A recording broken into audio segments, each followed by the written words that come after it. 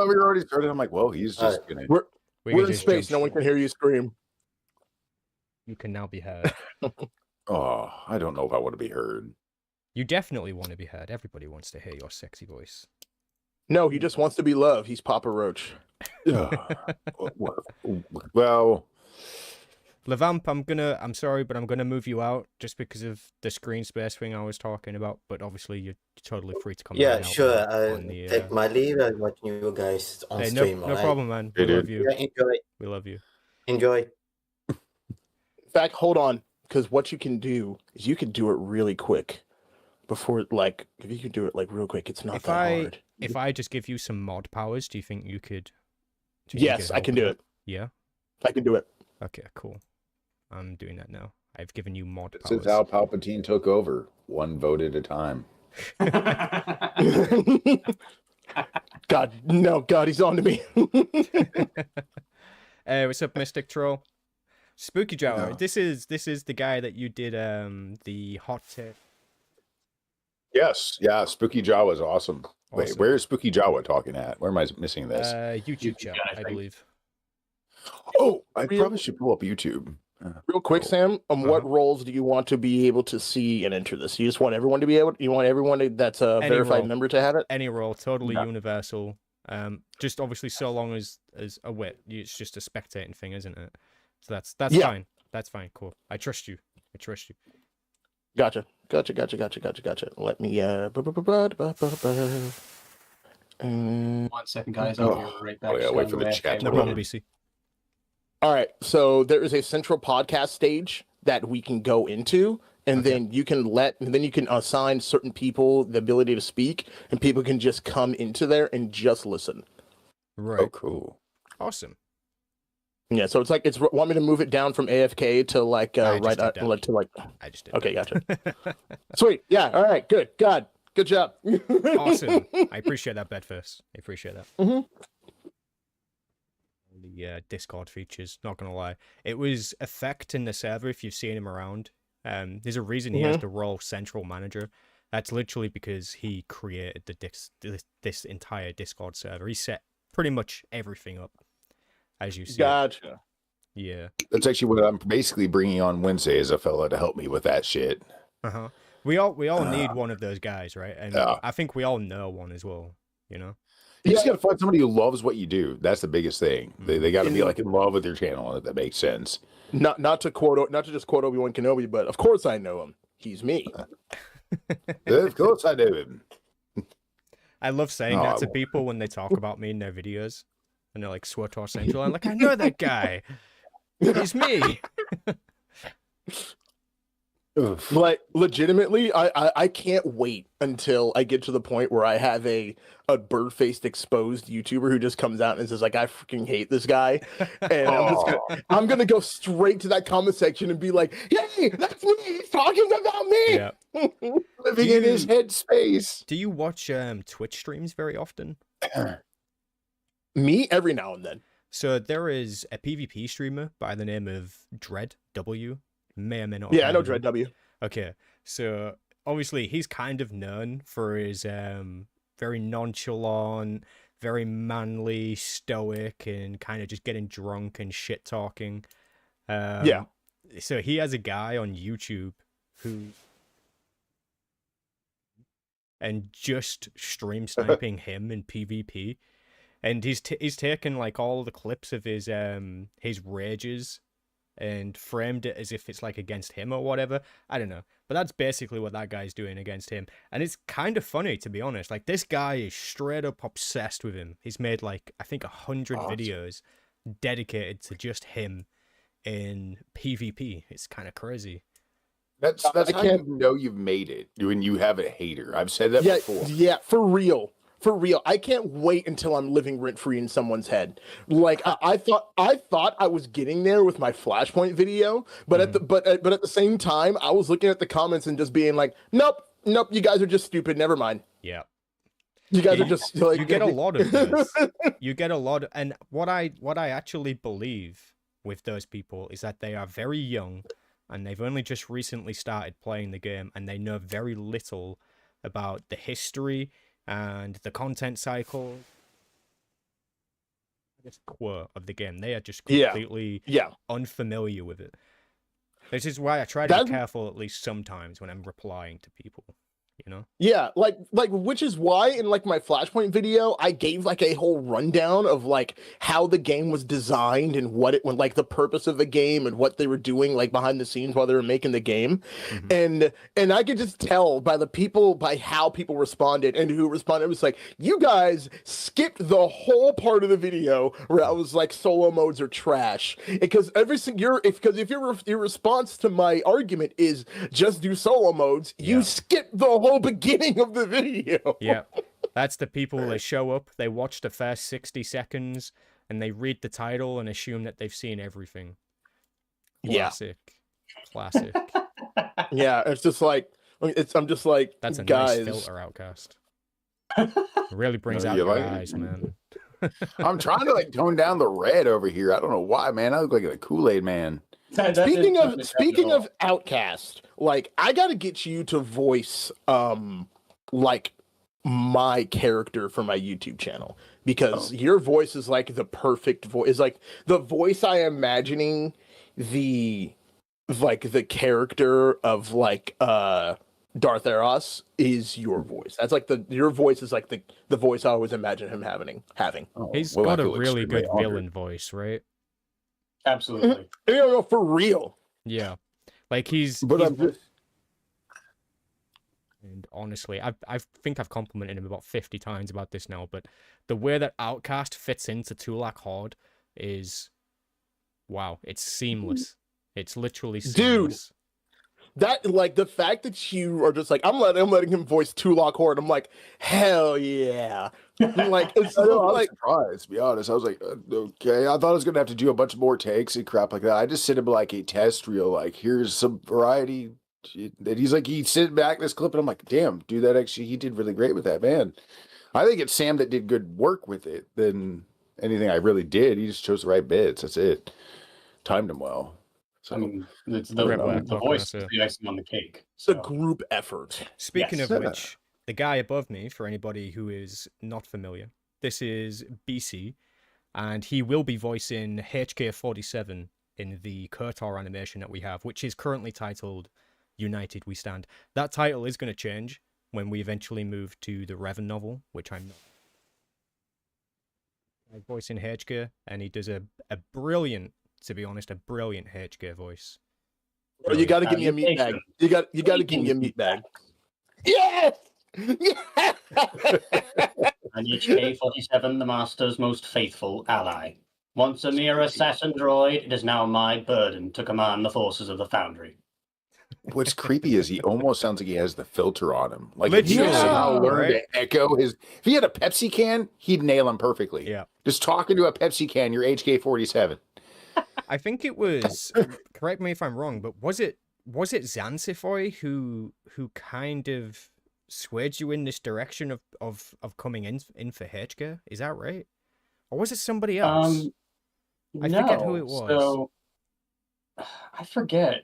I honestly, I'm trying to think. No, it was my best friend actually. It was Andrew. That guy. Yeah, he's the one who That actually guy, brought me into man. the fold. Okay. Because he's Gotcha. he's part of all these different Discord servers for Star Wars projects. Because Yeah, he seems like he trying to get his networks stuff quite a off the lot. ground.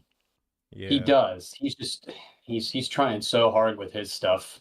It's just he keeps going back and junking it and revising it and just going back to the drawing board. I'm like, dude, you got to settle on a story and you just got to pull the trigger. You got to go with it. You've been doing this for 7 years now, and you're Yeah, bro, you just spinning gotta, your yeah. wheels. Yeah, with projects like that, you have to have confidence in what you're trying to do and just swing for it. That's one thing that's been stopping me from writing my novel. And I'm just like, you know what? I'm just gonna go for it. I'm just gonna go for it. It's like I'm not gonna waste time. I'm not gonna sit back and wonder how it's gonna be received. I'm just going to tell the story that I want to tell and go with it. And that's just it. You have to tell it the way you want it to be told, and you just have to have the confidence to go forward and just do it. Mhm. Yeah, pretty Do much. Pretty much. And we're going to Misconstruing. be seeing quite a lot of HK47 in the next part. In fact, I dare to say that maybe even 50% of it might just be HK. Just in his shenanigans and getting up to stuff. I've got so many notes. He is literally the character I have the most notes for in this story. It's incredible how much HK that kind of in the story arc he's gonna kind of go off on his own for a little bit. So that gives us some like real creative freedom for him to do some pretty cool shenanigans, you know. You know, he what instantly comes to mind is like after everything, he probably would be with the last relic standing. And you can almost just see like an HK chassis with like one arm, he's all busted up and just his head barely functioning and just like retelling all this to somebody, you know? Yep. Yeah, Where or he's that locked kind inside of of a happens computer. in the old Like Yeah. he's locked. Yeah, like I can just imagine someone like finding HK's like memory core and having him like running a ship. And someone comes along and just Star Wars digs. Galaxy there.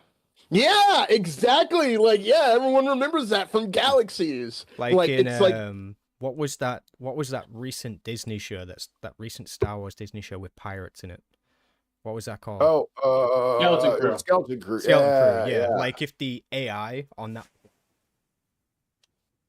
47, that'd have been pretty fun. Golden that would've been opportunity interesting. missed, Disney. Chris Tabori's still around.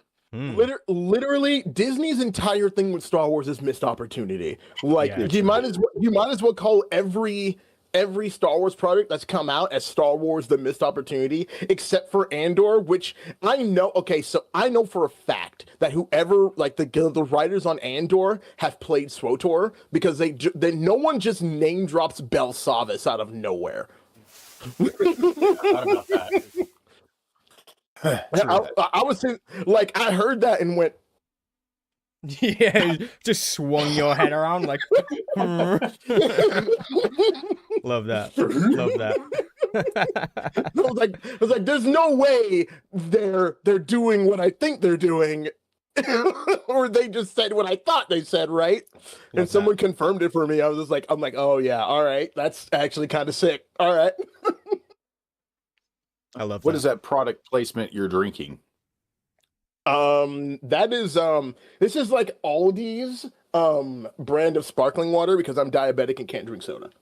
Did you say Aldi? Aldi's, because you're a broke bitch. I had no Aldi's, idea because you they guys have- had Aldi. Oh, so we have Aldi's over here, Aldi. man. Yeah, we have Aldi and Trader Joe's.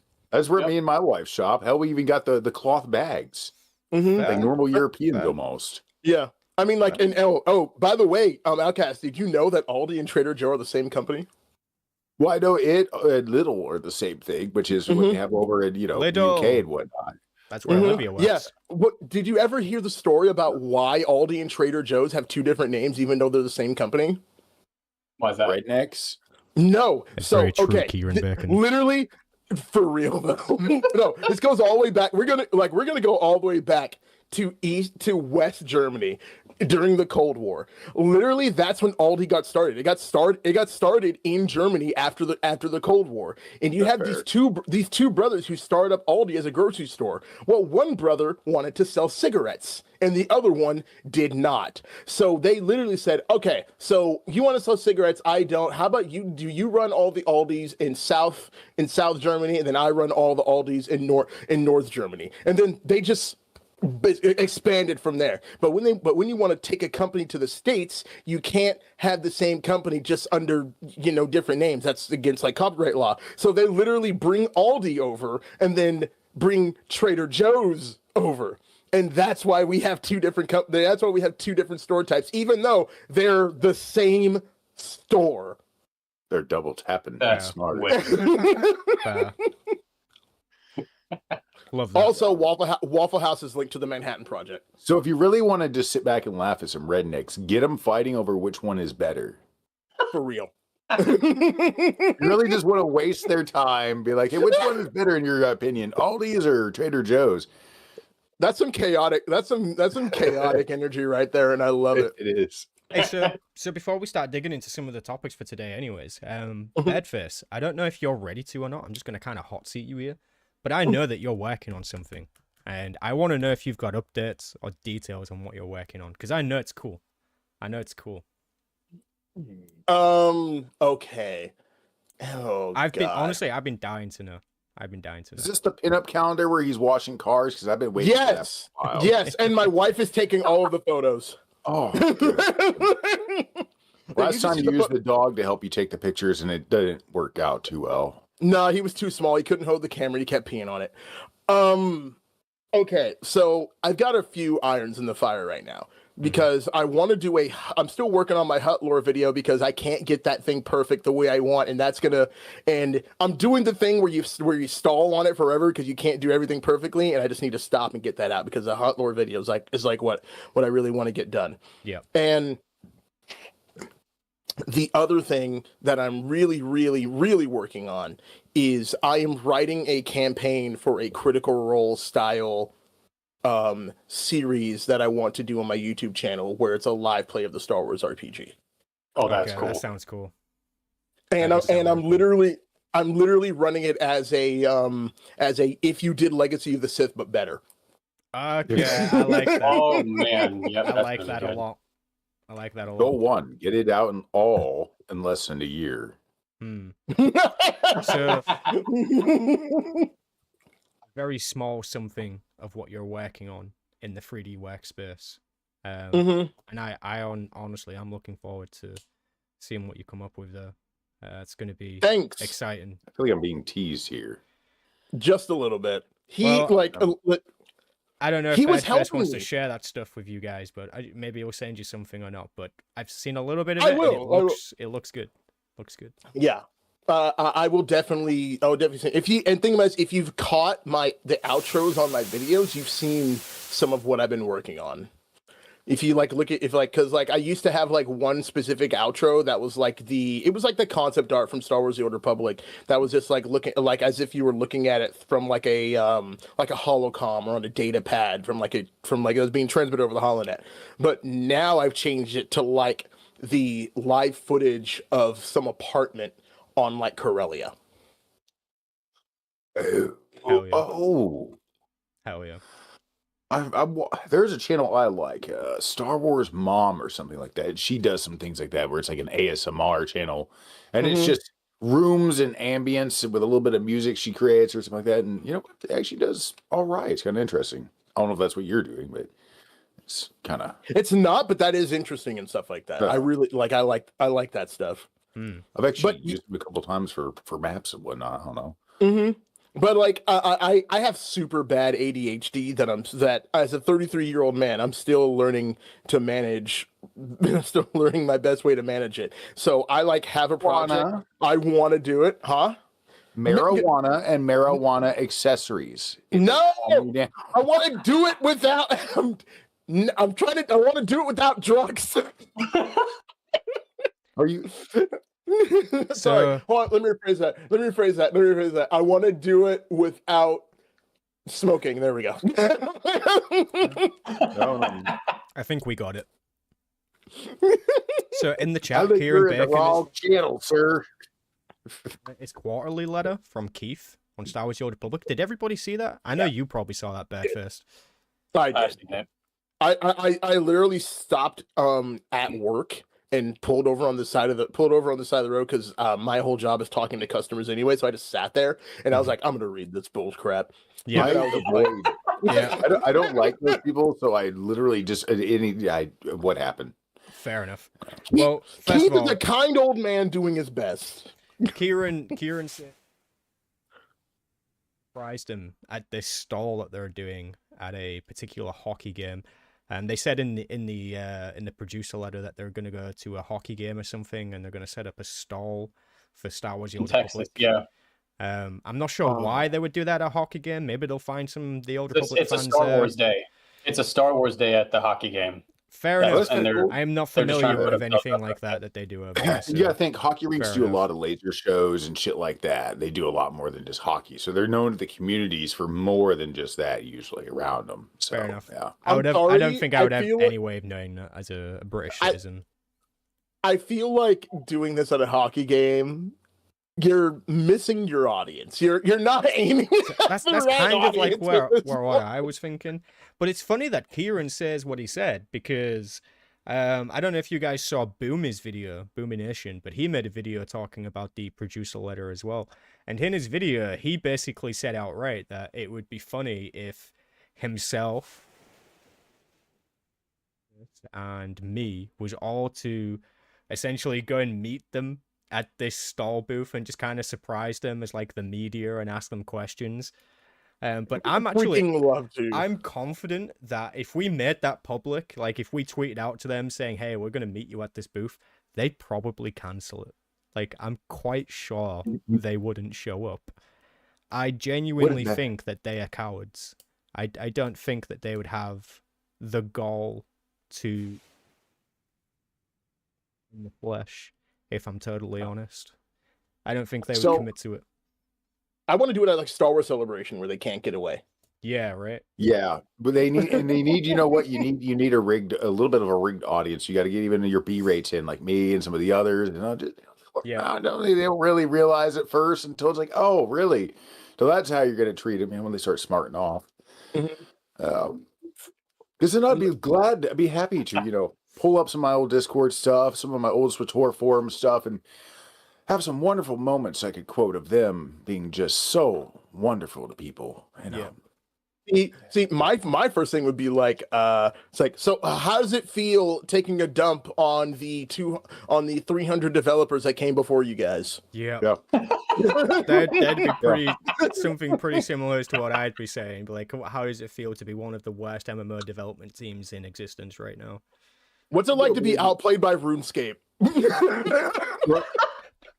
There's one content creator for Star Wars, and we all know who I'm talking about. I would absolutely love to call them out for their shit. Like, be like, so you're only a content creator, an official content creator, because of other people who then all saw a problem, and then you turn, please. Yeah. Oh, that's when I don't want to run into a con. I would not be able to control my mouth. Sam, you'd have to grab my beard and be like, no, Nick, no, come on. It's got to rein you in. Conversation dialogue option. Just imagining like the three of us just holding him back, like, bro, no, not here, not here. Quick save. Quick save. But this is one of the rare 500 dark side point options. I gotta go for it. Dude, I'm farming alignment. I can't. Yeah. And I need the social points to get this piece of gear. Speaking of, I wish that system would go back to what it used to be. It feels like it was like peak around like 6 or 7 or 6. Mm-hmm. And then ever since we've slipped into the 7s, it feels like it's way too easy to just like I can go within a couple of days from dark full to light full to whatever I want. It's like no big deal at all. All you need is your companions and your crew skills, and you're set. Yeah. I'm gonna tell you exactly where it changed. It changed the Zyos patch for Shadow of Revan. And that probably does feel about right. I actually liked 3.0. 3.0. No, me too. And it's literally my case point for why don't they do phased instances of planets, you freaking cowards. Mm-hmm. Because because that version of Zyos you can't get back to. No, it's sitting in a bubble once you finish that part of the story. So why can't they create phased versions of planets and how they are after Zakuul? Like assets, by the way, with a different texture put on them. It is. I know it is. Oh no, it's too beautiful. No, it is. It is. It's all Drummond. It's all Drummond Cos assets. Just like Nar Shaddaa is a lot of Coruscant assets. Yeah, it's just Coruscant under a different ambience. Yeah. Mm-hmm. So like there are some custom assets I believe that are for Nar Shaddaa. Like there's a decent portion of them are, but like a lot of the like ground plates and stuff you walk on, they are Coruscant assets. Yeah. Like that's why. That's why if you go to the Onderon was one of the last planets to receive like actual fresh new assets. That's why when you go to Onderon, it actually feels like a new piece of content. It's one of the only planets that you can go to and feel like it's somewhere that you haven't really been before. What about It what does about have a lot of Osis? Rishi mixed into like the overall world, but in terms of architecture and buildings and a lot of the other little props that are lying around. What I about think Osis? Dantooine was probably the last one that had like a lot of new meshes made for it. It had a lot of new trees, new hillsides, but it was still recycling of old textures just on new meshes, which yeah. Yeah. Which one did you say bird first? Osis. What about Osis? Osis. So that was 6.0 Did I- launch, wasn't it? Yeah, it was 6. Yeah, it was 6.0. So Onslaught, yeah. all of like the cliffside stuff, that's definitely the architecture isn't. I would have to relook at that, I think. But when it comes to a lot of the ground terrain and like Yeah. the cliff faces and that kind of thing, excuse me, sorry, they've definitely been reused, and they tend to do that quite a lot, They need to. quite a lot. What I want to see in a freaking Star Wars, one of these planets. All right, I love Felucia. I don't know how anyone else feels. I love like exotic colors and crap like that. Beautiful. I It's a want beautiful just to- planet. Can you please show me some like really cool blue or red grass or just something? Do some color. Do Yeah. something different. When I go to this planet, I'm like, oh, okay, of course, because you can breathe there. It either Like, looks like a desert, or it looks like Earth, or it looks like Oregon. Like All right, Umbara, right? You Yes, can I was about to Umbara say. in Yeah, Star Wars: The Old Umbara, Republic. yeah. That was a cool looking place to be, but Yeah. unfortunately, it's just in a flashpoint. Or What in a about that stronghold. flash? Yeah, or in a stronghold.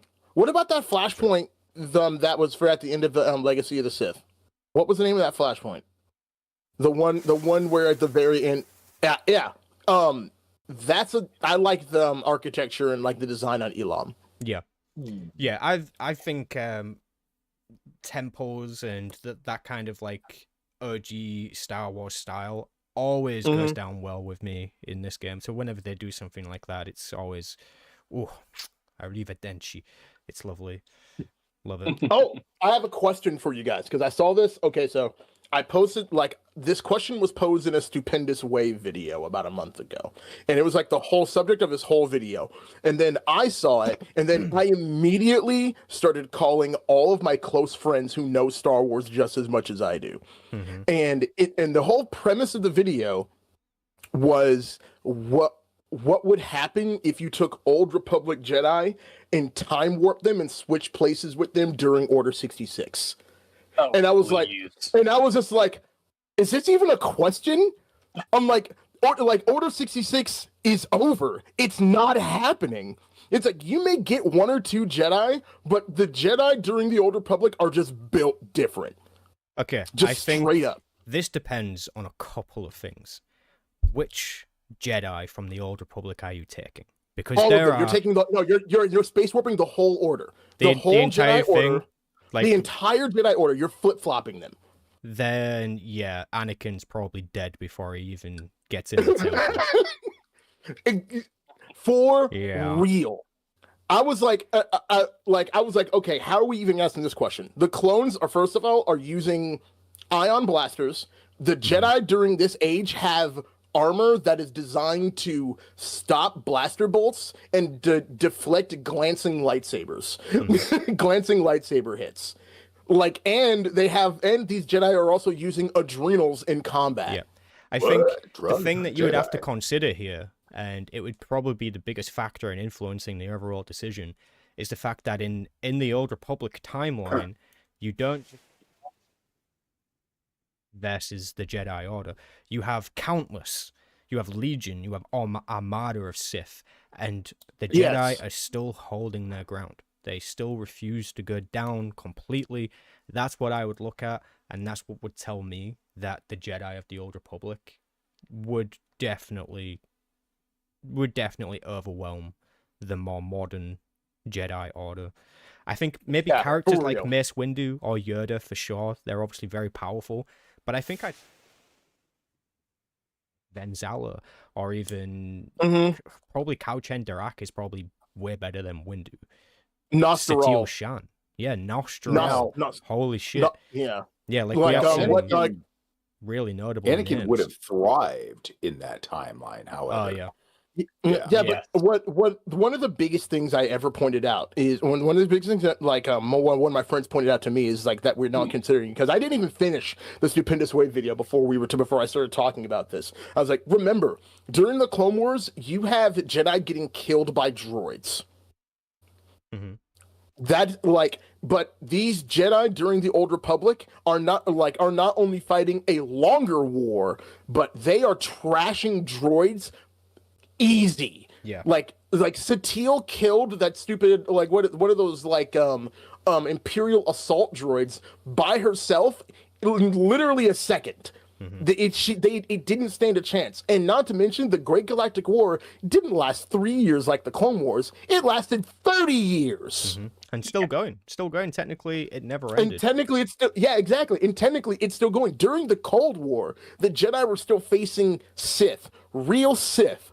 Not a random Sith Lord took me under his wing and taught me a few dark side tricks so that I can probably one day overthrow his master and make him more powerful. No, you're talking about these Sith that were either trained on Dromund Kaas in secret or were funneled directly through the Korriban torture chamber and came out the other end as powerful Sith. Yeah, I agree with that. They are much more battle hardened. You know, we're talking about Jedi that have gone up against Sith like Malgus, Darth Maul, Darth Jadus in the battlefield. I mean, maybe not many survived against Malgus for sure, but you know, these are definitely battle hardened Jedi. And not only that, but just because it's in the Old Republic era itself, it means that the Jedi Order is more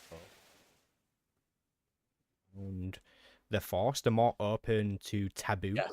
In the Force, for example, like Satele Shan and her child, that was known.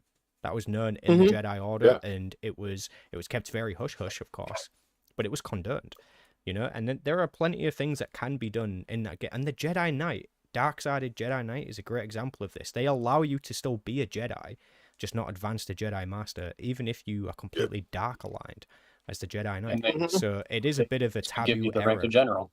Right. Yeah, and not just that, one of the things that I pointed out, I'm like, wait a minute. By the time you're a knight in the Jedi Order during the Old Republic, you are a battle-hardened war veteran. Yes. It's like you didn't just spend all your days in the temple fighting remotes. Remember, one of the biggest things that Anakin taught Ahsoka how to do was to hold her ground against clones, because clones were better than droids, and that's what saved Ahsoka's life. That is miles beneath what these Jedi during the Old Republic were even doing. Yeah. And one of the things that Stupendous Wave pointed out in his video, in Force Cloak was a thing during the Clone Wars, where the Jedi kind of turned kind of invisible. Like, if you looked hard enough, you can see them. In the Old Republic, Jedi would use Force Cloak and disappear completely. Whatever happened to stealth belts and all that kind of crap, later on? I don't know, but exactly, they would even use those. Exactly, you had such powerful Jedi that would not only cause massive cave-ins on giant caves with the Force, but would cause earthquakes. Yep. You don't see any Jedi during the Clone Wars doing anything that comes anywhere close to that. Yep. You know what I want to see? I want to see in 2003 Clone Wars, maybe, but that's about as close as it gets. There was one Jedi Master in particular who captured the entire team of the Dreadmasters. Jarrett Caden. Jarrett Caden, yeah. You got Jedi by Christopher Tabori. What I really would like to see is for them to eventually get back to some Jedi lore. Okay, so this is a little inspired by Hogwarts Legacy a little bit, but I would absolutely love a scene in a game or a show or something like that where you see a Jedi actually teaching their students how to create something. Maybe it starts off small, they're just making this little fountain kind of thingy, whatever, out of stones and whatnot. But then as the show goes on and progresses, it'd be cool to see one create a landmass. It's all possible, really, with the Force, gathering different resources and moving them into one spot to create a hidden little island. You could do some cool shit. You could get really cool lore deep and just be we're gonna make this whole hidden little island in a mist. Yeah, exactly. Jedi someone have the brought up- power to stop natural disasters, right? Like that would be cool to see. Exactly. Exactly. I mean, and then someone pointed out in chat, like, remember, even by Krea's time, she was like, Yes. "Hey, yo, we're like children compared to the Sith of old." I'm like, imagine that, but 3,000 years later. Yeah. Yeah. It's very and, true. We're like, talking about an era of time where the Jedi haven't completely propagandized the dark side of the Force, because by the time of Anakin's era, the dark side is such a massive taboo to them that they don't allow like anything. Like they've totally stripped so many things like from the past. Yeah. Exactly. They were Like- too afraid and dogmatic. Mm-hmm. Yeah, that was one thing that I talked to my friends about too. I'm like, you have to remember the Jedi mentality during the Clone Wars is completely different Yeah. than the Oh, yes. mentality that the Jedi have during the Old Republic. It is a complete night and day difference. They are keepers mean, of the take- peace and not soldiers, as Windu I mean, for says. one example that I think exemplifies this above all else, take into context General Grievous, who was my favorite droid cyborg character long before HK-47. Badass. Think about how easily he dispatched so many Jedi. He wouldn't be able to touch a metal claw to any of these. No, 'cause a lot of the other ones wouldn't have messed around with date from moment one. They would have said, screw the honor system. This thing is a lethal weapon. As soon as I see it, grab, crush, do something, pin it with the force. Exactly. You don't mess with this thing. You See, do not go toe to toe with it. You use your advantage. Why are you not using your advantage? exactly. Like I tell people all the time, I'm like, the Jedi of the Old Republic really do kind of exemplify what George Lucas was kind of like doing with what he kind of like planned to do with Jedi in the first place. Because remember, he took a lot of inspiration from like samurais and Arthurian knights. But the big thing about the Jedi, especially ones that are more focused on the Force, is that they're like Shaolin monks. You learn how to be a Jedi by first of all going on a harrowing journey, and then by the time you finish that journey, you learn to cause great harm. But you Heroin also usually does that. yeah, but you this isn't Florida. My bad. but then you learn to get you get the power to cause great harm. But the point is that there are Jedi that are that powerful, and the point is they choose not to. There's like restraint. There's restraint, and believe it or not, like that's one thing I always give to the console storyline, even though I think it is dog water. Is it kind of do that really well? Console storyline is dog water. At me in chat, I don't care. Do it. Everybody attack Birdface. It's all his fault. I don't care, dude. Console storyline blows. It doesn't get good till chapter 3. I will say, see, now this is, I feel like chapter 2 kind of sucks. I don't even remember it. I do like chapter No, 3, exactly. but I never minded the first chapter, honestly. I thought it was an okay setup. It's one of my favorites. Like, ironically, Yeah, in the it's- beginning, I find the Consular more fun to play as far as the story than the Knight. Whereas the Knight just, he is the main protagonist of the whole thing, you know, all the Oh, way yeah. through. Once you get past chapter 2, he's just, it is pretty decent. But Consular is also an interesting point of view to play the storyline. Also, like a Sith Inquisitor or something like Yeah. that. I find the more force-driven side a little bit better for the story. And this is why I'm glad that kind of nowadays we can, you know, kind of multi-class. I can be a Sork, but then also switch right back to Jug mode if I want, you know, for playing the rest of the story. But anyways, yeah. No, I but no, you're not wrong. But like my only real problem with the console storyline is that it takes forever to get to really grab me. It is a very, very slow burn for a video game story. That's really it. I mean, Everything you're else- looking- Decided to kill you on more than save her. There's Yeah. a problem. Yeah. yeah. My first mean- time playing through, I didn't even hesitate. I killed her. Like, I mean, you was look like, at the oh, Inquisitor finally. storyline, where it's like you start from nothing. You're at rock bottom. You're a slave. Like you're at the pit of the pits of the Sith in the Sith Empire, and then you rise to prominence and greatness. That's a compelling story. A freaking great story. It is. Like Inquisitor is my favorite storyline because of exactly that. Especially because you rise to the point where you can come back and kill the guy that ruined your life when you first started the story and no one gives a damn. And then I mean, look, with the expansions past like Knights of the Eternal Throne with Athena's new Sith Empire. I mean, come on, we can't not say that killing Anethel, who's taking your chair on the Jedi Council, was not so satisfying. Oh, very satisfying. Get off my seat. That was You're in my seat. Very, very satisfying. I just wish that there was an option to do that without having to accept the seat on the council. Beneath somebody else. Especially somebody like a Cena. Like, yeah, I should have the option to just be like, just so you know, Cena, you sit on that throne because I allow it and I tolerate you. And the moment I am not entertained by you, you will probably die. Like that's the dialogue option I need with a Cena. It's like, and you know what's funny? It's like, is it weird that? And I'm probably gonna make some people upset with this. We need to stop pretending like the Republic aren't the good guys. Everyone, it's like I get it. Like I get it. But here's the thing: committing one war crime doesn't make you the permanent bad guy. When every single time you wake up as an Imperial character, you're like, all right, which one haven't I done? Wait. Can I ask you allow me to put this in relative terms to your life, though? Okay, this is going to sound a little tinfoil hatty here, but hey, that is my other channel. How do you feel about the CIA deciding that you don't need to know about UAPs or anything like that, that it's okay to, silence, delete people and do all sorts of crap because they believe they make a decision for you? How does that feel?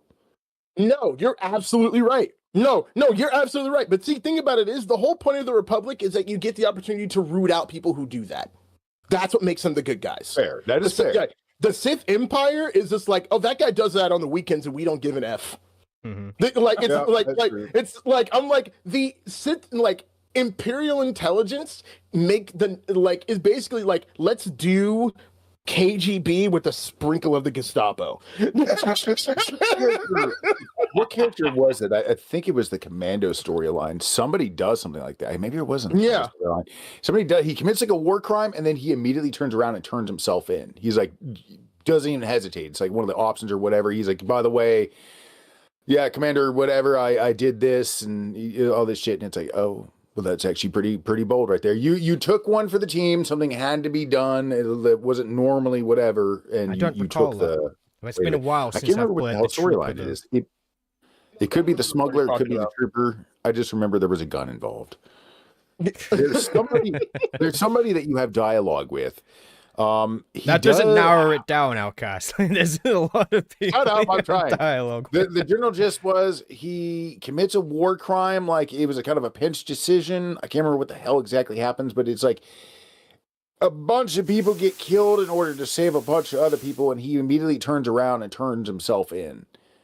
Okay. Anyways, no, I know exactly. I know what part you're talking about. I can't remember where it's from either, but I know what you're talking about. Yeah, It's been a while. I don't. No, but like, but that's my point. It's just like the Republic does have these bad people in it, but you never miss the. If you want Chancellor to do that, bro. I was so happy to punch her in the face. I was right there, and I was just like, I've never hit an option quicker. The only option I hit quicker was get out of my seat. When I did that, that was the only thing I ever hit quicker. But it was just like punch Suresh. Yeah, giant hall and everyone's keyboard. Nobody holds back on that one. Instant just like killing smash. Skadge. Do you really think everyone wasted time killing Skadge? They're like the one guy that's like, I actually like Skadge. You're like, all right, get him off the plane. That guy's a terrorist. Hey, Kieran once again raises a good point. Wins, right? And he was still allowed to become a Force Ghost. That's because he said, "I'm sorry." I think. Yeah. No, he fulfilled the prophecy of the chosen one. That was the He felt bad justification about it, for and him. that was Yeah. enough. If you think Yeah. about it, this way, the Force did this. It allowed one of his victims to decide whether he would truly be forgiven or not. That's Because very it was true. Obi-Wan who stops it in the process and says, Anakin, before you fade off, let me show you how to do this real quick. So if you think about it from that point of view, the Force did the most respectful thing, leave it to the victim to decide. And the victim Who decided was the victim in this scenario? it would be Obi-Wan. He was one Obi-Wan. of the people who suffered under Anakin Okay. for the longest time, in a very, Mhm. very horrible way. He was his master. He felt responsible for everything Okay, Anakin did, like a father. I can see Yeah. that. I And in think. the end, was killed by Vader. And in the end, he forgives him. He says, "You know what? Cool. Finally, there's the Anakin I knew. Let's save him." Yeah. Yeah, and but that's my, that's my whole thing. It's like the good guys are people that make decisions like that. Like the good guys that don't wake up and are just like, all right, I got another planet. All right, I got another planet to genocide today. And why am I genociding this planet? Well, they didn't have the ice cream I wanted yesterday. Right? It's like Pretty valid reason. It's but that's the thing. Like that's the thinking of the bad guys. Like, come on, it's like it's okay to everyone to want to be the Empire. Because I'm sorry, that's where I am too. But can we allow the Republic to be like, yes, they're the good guys, and stop drinking the copium of the Empire are actually the good guys here? You guys are worse than Horde players. Something that's going to be in the title crawl for the next Spaceballs. You're just going to randomly see that in there. There was some main reason, and then they also didn't have the ice cream that he wanted. So he's very, very angry. Yeah. Hey, what's up, Caledon? Anyways, this is where we're picking up. Enjoy. Sorry it took us 35 years. And yes. Yeah. So we do Yeah. have a couple of things to talk about, to be fair. Oh yeah. So let me Let's go. let me bring us on track here a little bit. Yeah. So recently, EA was bought out and sold. Shut down the game. I know people like Boomy are quite skeptical of what that could mean. I think I think maybe it's why this got sold off. Sorry. right. Well, just Yeah. to be clear, from what I know, the sale itself won't be final until like 2027, so like 2 years away, something like that. But you know they were aware of this a few years ago Oh, at yeah, least. Well, they This was know. on the They hot definitely table. knew. just now Yeah, decided that's to why tell this us got about it. moved over. Sorry. Yeah.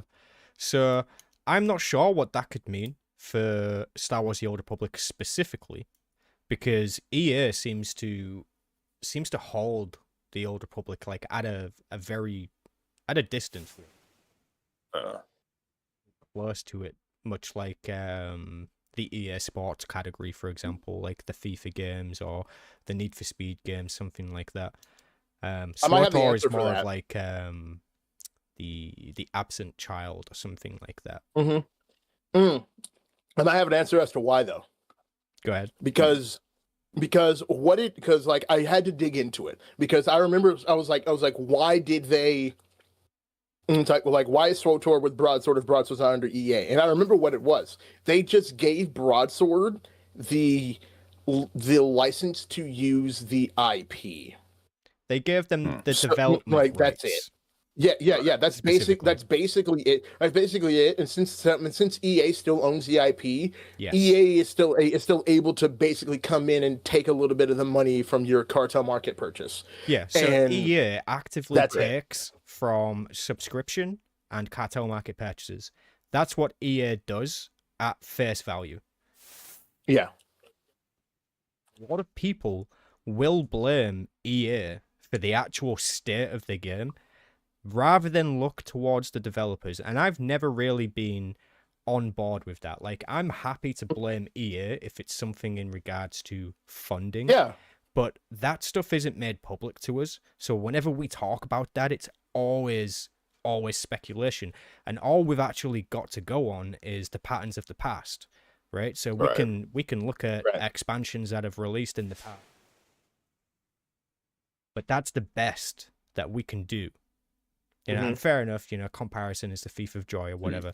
But that's all we have to go on. That's literally it, because the devs don't talk about anything else publicly. I tried to get the devs to talk about KPI reports before, but that was very, very sort of like very vague and not really in detail. I think the most that I got out of them that day was just the fact that they have they full creative control of Star Wars: The Old Republic, and that they do work with LucasArts when it comes to licensing or appropriating certain things. But in terms of telling stories, like for example, Star Wars: The Old Republic tells the story of Revan, it continues it on, and then it essentially ends it with Echoes of Oblivion in 6.2, right? They have that creative freedom to use those characters for kind of whatever they want. Jeez. Okay, well, Just for me personally, I don't like it. I can't see this EA buyout having any kind of Like a effect, trickle-down effect. really. You Yeah, don't think it'll have much of a I trickle-down think it'll effect just at all? remain the same. yeah.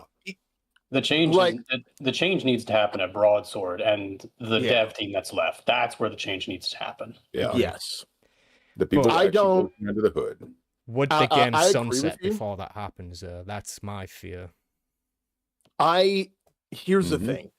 thing. It's gotten to the point now to where I kind of want that to happen. It's crazy. I know it's nuts. I kind of want it to happen because like all four of us know we've seen it happen with other games. Like there's a problem with WoW. How many private servers have we seen set up for WoW? A lot. A lot. Star Wars Galaxies. Some Galaxies shut down. How many private servers do we know of for Galaxies? I can think of at You're least thinking 3. exactly the same as I was, Birdface. Fans Exactly. would end up doing it better. Yeah. So I imagine that what will happen, game gets sunset, and there are going to be people who are more, I would say, technologically they know about how game engine works. Not me, of course, because I am a designer. I'm the idea guy. I'm the idea guy. I like when you put me in front of a piece of code, I'm going to scream and cry. But there Setting is. up MMOs are hard, man. I know they that are, of the course, Galaxies. I am a took 'em I a know. long time. It took them a long time. And it's but there- simpler in some ways.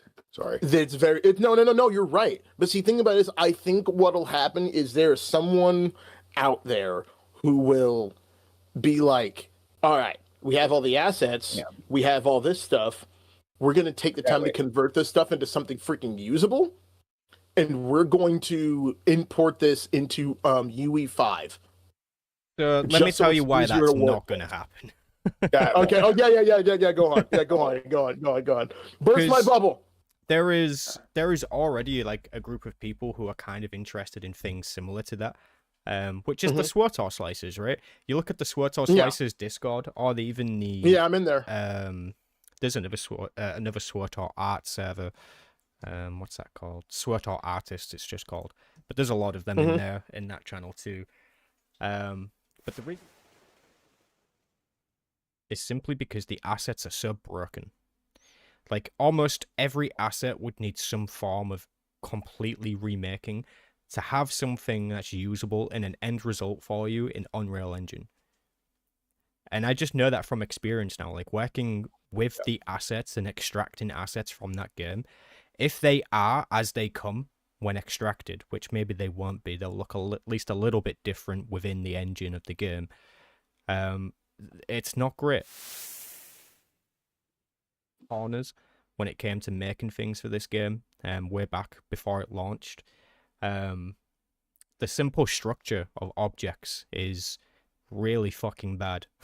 Like really bad. Like it's actually questionable to a AAA standpoint. Like if you were actually are a AAA developer and you looked at some of those assets, I think you might be horrified by that. Bad But basically what I'm optimization. saying is that it would be far team. It would need probably about 1,000 people or more working for a few years to have something like that that's actually workable. Also, just really quickly, the guy in the chat that's talking a lot, we appreciate you, but we also appreciate not having walls of text. You can, I don't know if you know this, but you can in fact put all of your words into one message and then send it. I'm not sure if you're aware of that, but that's totally possible. But we'll just do that. That's kind of annoying. I want to be able to see everybody's messages in the chat. I appreciate you being here and being talkative. That's very cool. But that's a bit much. That's like +5 dark side points right there. Thanks, y'all. Bye. Well, All right. Well, well, all right. all right then. It's just like, All right. hey, you in the back, stop. Bye. See that right there? Like, That's where you just created your arch nemesis right there. Now you're gonna be like that one chick, and you'll be like, oh God, oh God. You've not seen The Last of Us. Are you guys, I don't know if any of you guys are actually listening to the stream as well, but apparently we're getting audio issues. I mean, Are we? I don't no. I don't see anything on my end. On my end, everything looks pretty much fine. Maybe on my end. You hearing me all right? Hang on. Celadon just sent me something. Yeah, it's weird because like sitting in here with y'all, I hear you all fine. Yeah, you said like check the clip he just sent you. What the frick? I have you guys unmuted on because I'm looking at the YouTube stream. Yeah. Hold on, man. Let's see. I don't have that. Yeah, I have it muted on YouTube. Let's see.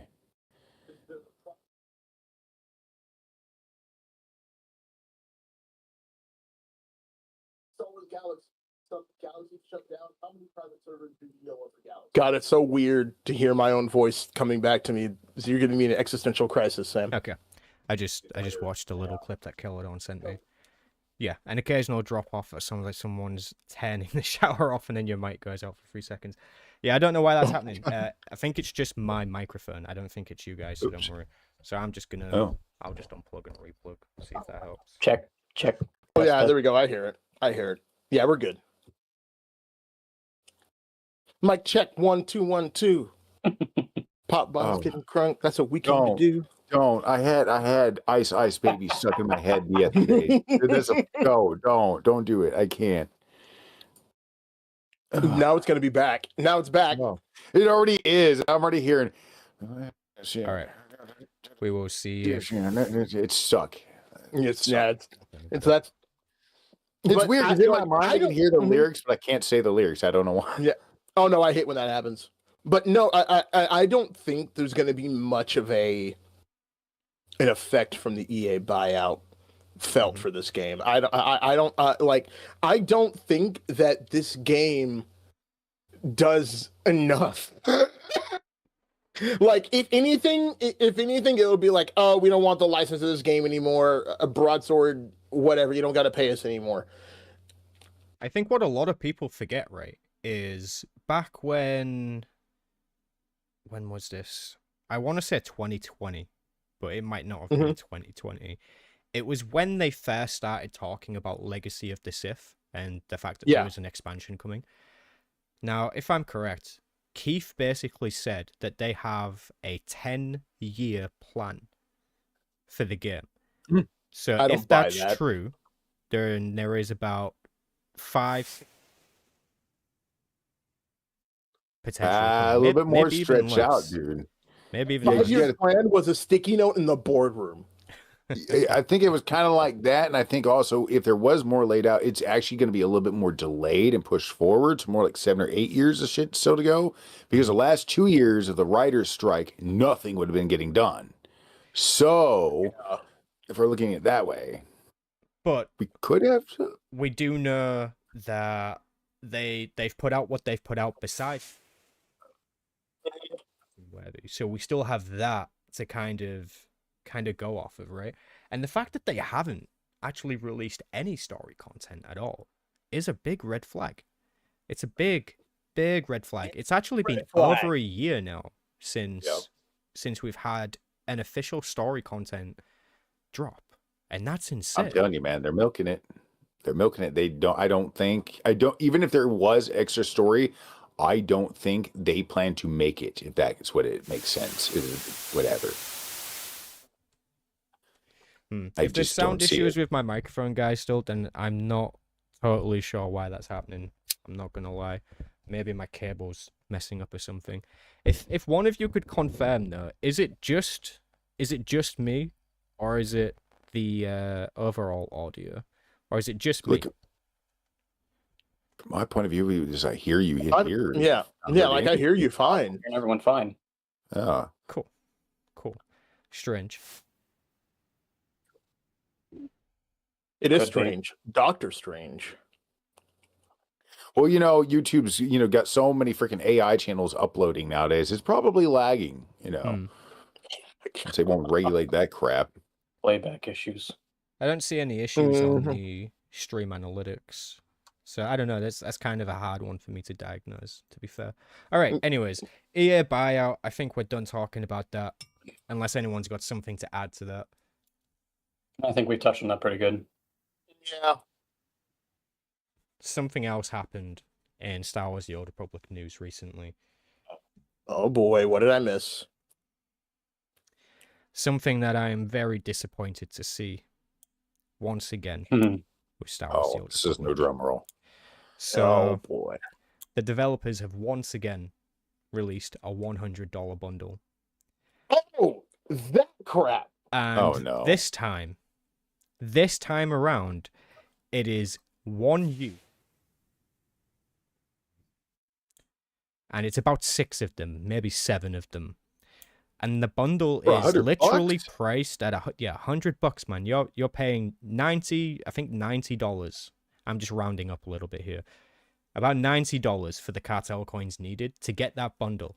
Now, to be fair, to their credit, I guess, they only just released this bundle either yesterday or the day before, and it's on sale. So you can get it at a heavily discounted price right now. 14,000 cartel coins. They're It's setting up for discounted down to Christmas like time. 39.03. Well, you know how it is. All the developers got to buy presents for their kids or whatever they have. So, whatever they adopted. So, Or chia plants. they've got to All their bring in cat- money. They got to buy their new cat, buy all their cats a new sweater. Yeah. A lot of people would say that this Some new hair game dye. isn't going to see another expansion. The explanation I have for them to release so many $100 bundles is that they are looking for financial support in the game. Because it's either that or they really are just greedy assholes. And I don't... Wait, But whatever Russia does, I don't know. I can't hear you. What happened?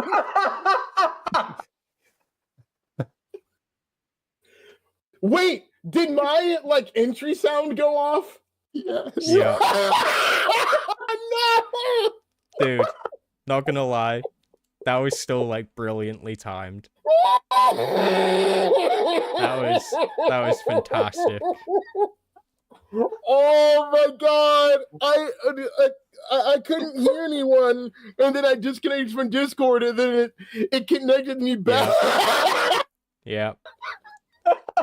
God. Oh, hey, Listen. here's a great question from chat, and we'll go around the table for this. We'll start with you, BC. If you were heading broadsword, what would be 3 things that you would change or do? Says Dathomir88 in the chat.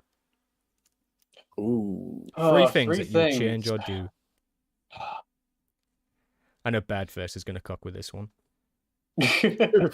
Let me go last. I'll go last. All right, 3 things I would change.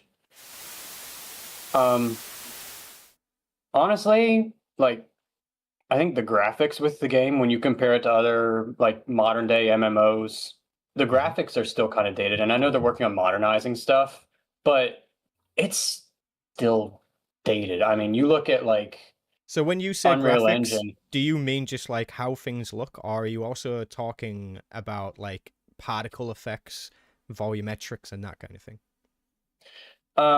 I mean, just in general, like they have a potential to bring in a larger crowd if they were to make the game more realistic looking. Mm-hmm. Like, I know it's got that. I mean, hell, the game came out in 2011, so the fact that we're still looking at it 14 years later, it says nothing short of the community keeping it alive for one thing. But I mean, you look at like Unreal Engine 5 and hell, even Blender. Like, you look at the things that you can make in there. You can look at how ultra realistic you can make. Like, look at what you're doing with the SWTOR models in your stuff, Sam. Mm-hmm. Like, yes, it's animation, but they're also like hyper realistic. Like, if you could do that, what's stopping them from doing that? That Tulak Horde does look fire, Sam. It does. Yeah. I mean, Did so that would Pandora be work thing on number that one. up, or is that just as he is from the original assets? No, that's with some sexy upgradedness. I mean, one of the very first things that I'll do with any of the SWTOR assets that I get, and this is true, is that they have jagged edges and nothing is like has a Yes. smooth edge. Mm-hmm. Yeah, like how BC is showing you now Yeah. is kind of how Yeah. you'd expect something in Star Wars: The Old Republic to look. So, like, one of the very first things I will do is I will start decimating all those vertices. I'll get rid of everything that's not needed. It'll be smoothed out with subdivisions and the topology, which, without getting too technical, rather than it looking like triangles or circles everywhere for them, much neater in a square or rectangular pattern, or triangles when necessary, because sometimes you can benefit from a triangle, like at a seam edge or like a sleeve outer edge or something like that. You can benefit from it there, but otherwise they get totally cleaned up. So yeah, that is not how it came out of the game, and if it was, I would be far more inclined to play.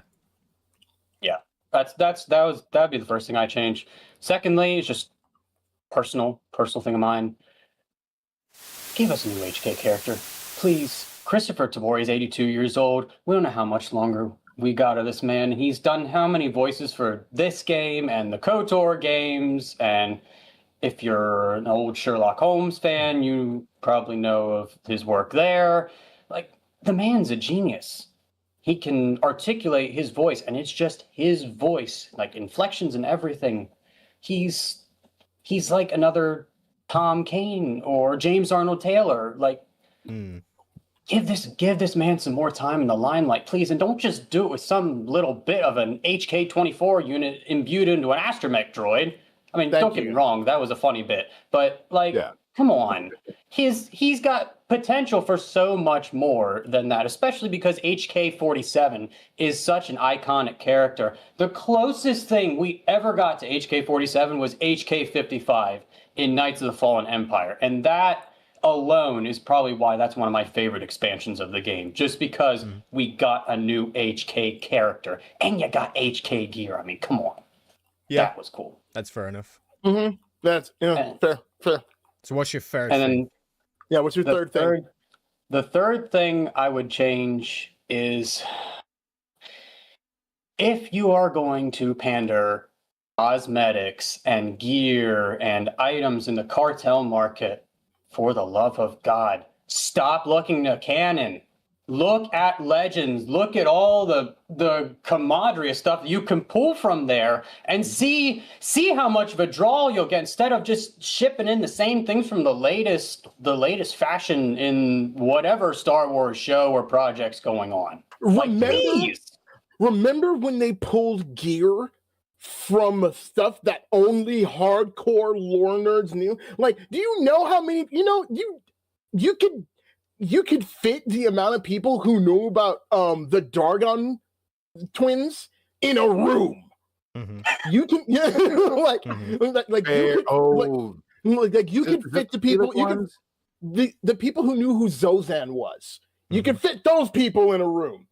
It's like you don't know, like, they used to be like, you know what, we have all of this stuff from comics and EU stuff from around this era that people like, let's take that into SWTOR. Yeah, and they don't do that anymore, and it makes me so mad because there's so many cool things. No one wants to wear a fucking spacesuit from the Acolyte. Yep. Come on. Well, a lot of it also, I have to be real. It also is just lore breaking. Like some of those things Yes. should not like. I understand sometimes like okay, you can play on concepts like Shadow Malik. That was cool Yeah. to see a black, white, silver variant of Malik. Okay, That was good because that came out before they started doing the Yes. black dyes and things like that. So Yes. that was good.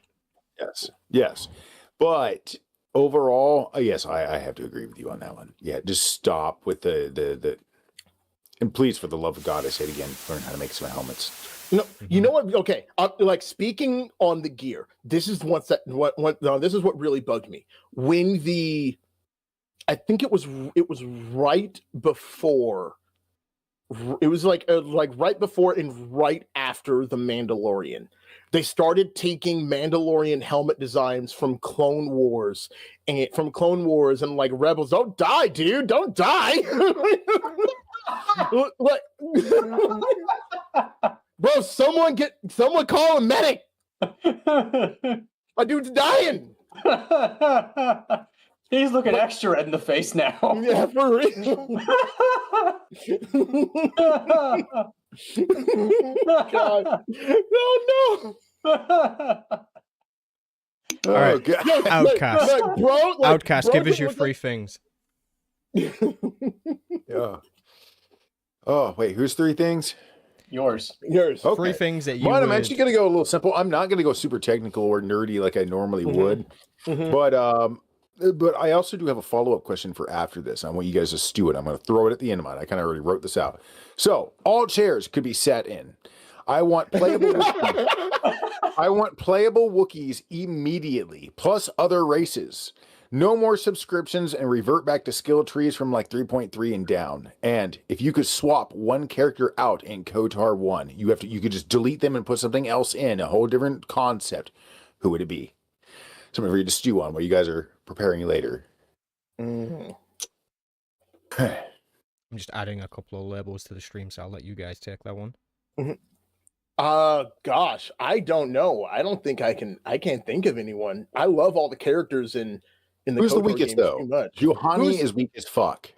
Yeah. Not if you build her right. If you build No, I mean her like right. lore wise. She Okay, is a lore-wise, good all right. fighter, but I mean her story is kind of mildly interesting. But again, with all the others, it doesn't interweave and become something you're No, like, oh yeah. my god, dude, she connects over. She's just like there. She's just there. Anyways, They definitely could have built more on her story. I agree. yeah. They could have Okay. done more with her, This which is is- something I'm pointing out to Sam here. I'm trying to make a point to Sam for when he does things later on. Do things with her. Okay, this is going to be a controversial decision. What I'm about to say. Oh God. Take out Mission and put someone else in there. No. Here's the Come thing. on. Here's the thing. I don't That hate. is I literally don't the reason hate that her. Catherine Tabor is in Star Wars is because I- of Mission Veo. I You just don't broke my hate. heart. I don't hate Mission. I don't hate I- Mission. This is I- like people are gonna translate this as like Alex hates freaking Mission. I'm just like, no, the outro of all my videos is always save the blue Twi'leks because of Mission. That is where that comes from. Yeah. So it's always So when you like leave them behind if they're green or yellow, you're just like, nah, you're not the right color, and just walk off. absolutely. I only Okay. buy the blue ones. I only buy the red ones. I'm not gonna say anything here. I'm just gonna stare at you with judgment. And be like, uh-huh. Love that. No, but no. Okay. I like Mission. I like her story. I think there just could be something stronger there for Mission because, She's like, getting, a little older and hotter. no, What do you mean, no? Yeah, wait. What's wrong with this idea? Just in general improvement, it would have been okay. You know what? That's just not the focus I was going for. But you're right. It's not what I was saying. You've dug yourself a nice I hole really here, my have. friend. Here's the thing. Goodbye. Observation. That escalated Holy quickly. crap! That's my old computer chair. I wondered where the hell that went. I need a new computer chair, man. Like mine's been completely freaking torn apart by the cats. They've totally clawed it up. That's I why learned a every lesson single with this one. Never go with white. You Mhm. just know. Mm-hmm. Wow, that's been like my exact Wait. exact opposite of my philosophy in life. Wait. Did we get the free Yeah, things yeah. from Outcast? How many things did we get from Outcast? We got 3 from him, yeah. He just did rapid fire. Okay, Yeah, I you did mine okay? quick. I think I missed like the last 2 of them. What were they? I just want to know. What they Well, were. my whole thing was all chairs should be able to be sat in. I'm sorry. I see a Okay, chair and yeah. I'm walking by at a bench, I want Yeah. to be able to sit in it. You want to I be able to would right never click it and actually sit do on it. Here's the thing. I would never actually do it, but I miss walking in and seeing roleplay. I miss seeing the Narbar. I miss seeing people interact like they did in Star Wars Galaxies. Yeah. I miss seeing what they did on like Jedi Academy. Then that's where I get into the playable races. See, I'm looking at quality of life in my own ways, things that would make the world, whatever, feel more alive for me. I would like to see playable Wookiees right out the fucking door, just Hell because yeah. I love Wookiees. I want to see something tall. Yeah. And other races, of course. And then I would get rid of the subscription altogether and immediately revert Yes. back to the skill trees from 3.3 and down. And then I asked my question, if you could swap out one character from KOTOR 1, and for later on, topic, Right. who would it be? Yeah. Yeah, I want to go last. Yeah. All right, okay. So the 3 things that I would do, and Outcast actually mentioned one of them. Like the very first thing that I would do, very, very, very first thing I would do, is completely remove all free-to-play limits, and I would banish the subscription model of the game. The game would be completely free-to-play, and the only time you would ever pay for something is when a new DLC dropped. You would be able to buy it from the cash shop at a very, very reasonable price. That's what the game needs. It would bring in thousands and thousands and thousands of returning players. With a founder loyalty program tied to that somehow. Yep, that would be sick. That could be Yeah. interesting, Yes. On top of that, I would bring in I want my veterans benefits card. yes, I want my veterans benefit card. early It's like- supporters, that kind of thing. So Yeah. I think the next thing I would do is I would make all of the species that we actually have in the game already, I would make them play. Down from Biff, Neimoidian, Rodian, every single species that we already have in the game, I would just make it a playable race. And again, after seeing the assets, like, there's no reason why they wouldn't be able to do that now. Like, they should be able to do Some that might now. be more They just limited, choose not but- to. Yeah. Could be because of voice reasons. I don't know. Maybe it'd sound weird for a Rodian male Jedi Knight to sound that way or whatever. I don't know. I don't know. Voice filtration can do wonders, and you can attest to that. I mean, Right, yes, I do a good HK-47, but when you put it to that filter, it's just You know what? right. icing on the cake. So on top This of is where that, you do one little cutscene adjustment at the beginning. If you are one of those said races or something like that, you just have it where like they have a little box. You see it now. You don't see this anytime. It's kind of like the knife or whatchamacallit class. You only see it in this one cutscene, but you just like adjust something on your little pad or whatever. If you're a Keldor or something like that, and suddenly you hear your character go from talking in their normal blah, blah, blah, blah, blah, blah, to English. yeah, There you go, and then they can No different than if you put a helmet or a mask over your character. Like, it's automatically, like, filtered. so Yeah. There you go. There's no reason. I've actually Yeah. got 2 more. So the third one I would do is for all PvP instances, I would remove level sync. I think that Ooh. would be cool. Ooh. That combined with the 3.3 drop back on the tree, that would be insane. That would be cool. That would be cool. Bro, I want to go back to 2. I'm sorry, I want to go back to 2.5. I want Yeah. to return I want to return complete. I want to return completely to monkey. Depth Smash Smash Monkey. era. I miss my Smash Monkey. Depth Smash. Everybody has nostalgia for the Depth Smash. I don't think I've met a single veteran that isn't fond of that time. Yeah. Yep. I know I am. It's actually the era where I got first into hard mode raiding using Yeah. Mm-hmm. using the Depth Smash. Nice. So the fourth thing that I would do And there's a lot of things that I would do. Like, I think I could go on all night about what I would do and what I would change. Oh, me too, dude. That's why I'm just like, I'm waiting for everyone else to finish because I don't want to say Right. something else that someone already said. But something that's pretty close to me and something that I've wanted to see in this game for a really long freaking time is a new class. So that would be something I'd be looking at almost instantly. Plus. Absolutely. And there are definitely options out there. Like I really like the idea of species-based classes. So like a Wookiee engineer, for example. Like that would be kind of interesting. Or an Ugnaught engineer. Like fuck it, play as an Ugnaught. Why the hell not? It's novelty and kind of fun, and a lot of people would actually probably want to do that. Non-combat classes. Right? Yes, that's where, yes, we need new classes that you can learn inside the game. You don't pick them from the beginning. They are specialties you pick up. Oh, that'd be sick. Yeah. It'd be That'd freaking be really awesome. cool. Hell yeah. All right, bad face No, hitters. that I would sub for. What have you been All right. cooking? All right. So Sam covered a lot of what I would do. Sam covered a lot of what I do. This is why I wanted to go last. So Son of I a bitch. like I immediately would kick down the door at Broadsword and be like, we're redoing the combat system. Everything from the ground up. It's like you're gonna take these software engineers and put them in a room and lock the door until they come out with a new combat system that absolutely cooks. Taking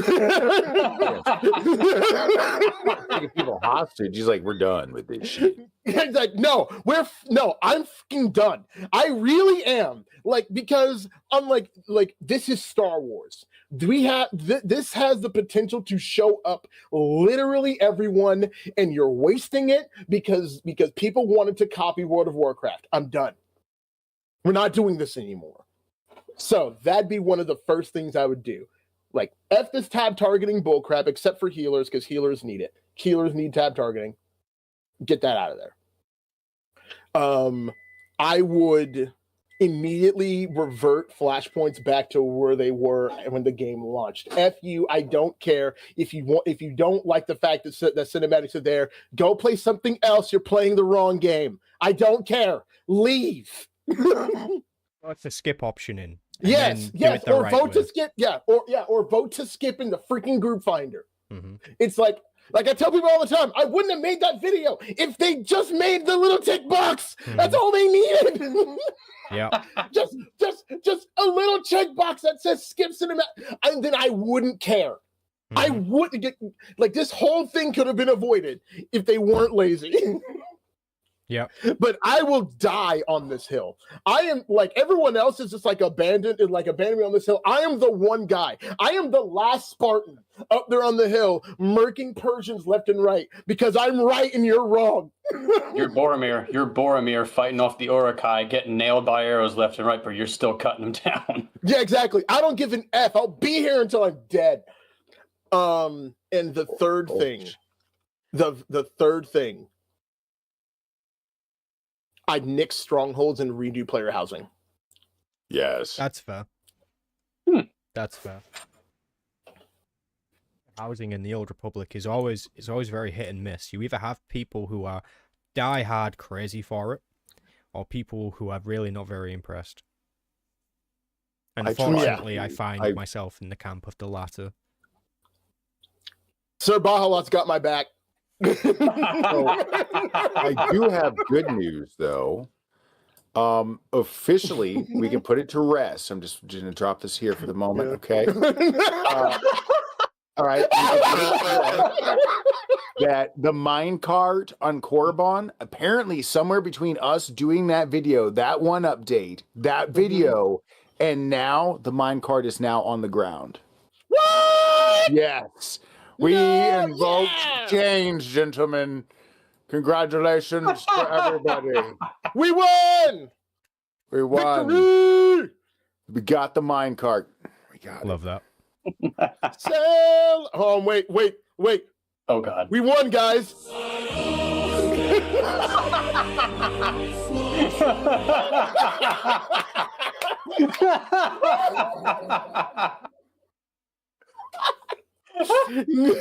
You're lucky that I have soundboard sounds turned on, because usually it's muted.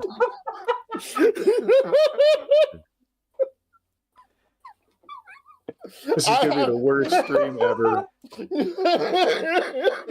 Actually, the funny thing is Sir Bahalat knows me in real life, so he hears that every single time I join one of our Discord servers, and he always knows it's me. Either way, you keep that up, and either the CIA or Hillary Clinton's showing up at our house tonight. And Here's the thing. Here's the thing. Listen, the worst philosophers, political ideologists make the most fire music. Yeah, that's just a fact. they do. Like, it's like I tell people this all the time, dude. Like the SS had Hugo Boss uniforms. Look They at Darth look Vader's fire. Imperial March. Yeah, For real, that is the most awesome, like the most awesome music, most awesome music ever. Yeah. But actually, I do want to add a fourth thing. I would find some way, get some dude who's disgruntled from working at Tesla, who's done nothing but stare at like software engineering stuff for his entire life. Get a few of those guys. Find these dudes who have nothing else better to do, live, breathe, eat, drink, and sleep code, and get this game in a better engine or make a new one. It's like find some way. That's it. I'm done. yeah, that would be a huge undertaking. It would be a literal huge undertaking. Like, if they were to switch it over to like Unreal Engine 5 or something, which I mean everything nowadays runs on Unreal Engine 5, so I guess it's a little bit kind of people might be getting tired of it, but also the graphics are just, they're so hyper realistic. I mean, could you imagine SWTOR on Unreal Engine 5? What that would look like? Well, You don't need to imagine. Somebody already put Korriban into Unreal Engine 5 from Star Wars: The Old Republic, and it's on YouTube. Oh, that's awesome. Well, and not just that. Like, you know what other game is on Unreal Engine 5? Tell us. Marvel Rivals. You don't have to go hyper realistic. You literally can go stylized with Unreal Engine 5. You don't like anyone who thinks that Unreal Engine 5 you have to use nanite and all of this crazy stuff and it all has to be hyper realistic. It's like, no, you don't. You just need to get a defined art style and just have people work with that, and then just skip all that other stuff. That's a great thing about engines like Unity and Unreal. Oh my god! I gotta go take the dog out real quick. I'll be right back, guys. No problem. Go ahead. Yeah, no. Having it on Unreal Engine 5 would look cool, but as sort of like what Bedface is saying, it would need to be stylized. It would need to match the current SWTOR art style, but just be improved. That would be, or build your engine build your engine. Get some guys to build an engine. WoW was on its own engine. Final Fantasy 14 is on its own engine. Destiny 2 is on its own engine, even though Destiny 2 is kind of falling apart right now. And like Final Fantasy is on its own engine. Build an engine. Yeah, I think we might be able to see some improvements when they finally have this working version of DirectX 12. When they have that, there is potential for this game to look at least twice as good as it does now. You know, we could be looking at completely different looking particle effects, volumetrics and smokes, explosions. There's a lot of room for them to improve what is currently there, but they would also need, because I said there would be room for them to improve what's currently there. I mean, that would be true, but only so much as they are willing to put in and go back and actually do that with those assets. But where the real room for creativity is with new things that they bring. Yes. Updates, new flashpoints, new planets, new planetary quests. They have an excellent opportunity with that DX12 update to make planets look incredible. You know, we could have 110%. yeah, we could have like better looking lava planets, planets with cool different weather effects, a day-night cycle, interactive environments for once.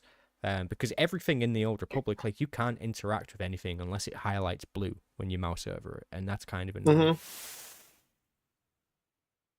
For a lot of improvement, depending on how they use it. You know, Yeah.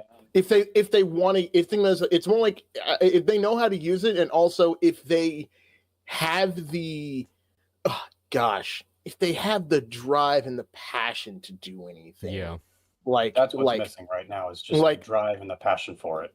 That's 110% the problem. That's why I think like we probably won't see any real improvements until this game goes until this game gets shut down, and then you get some absolute mad scientist who puts it into puts it on into a different engine and does a private server or does something to get a private server.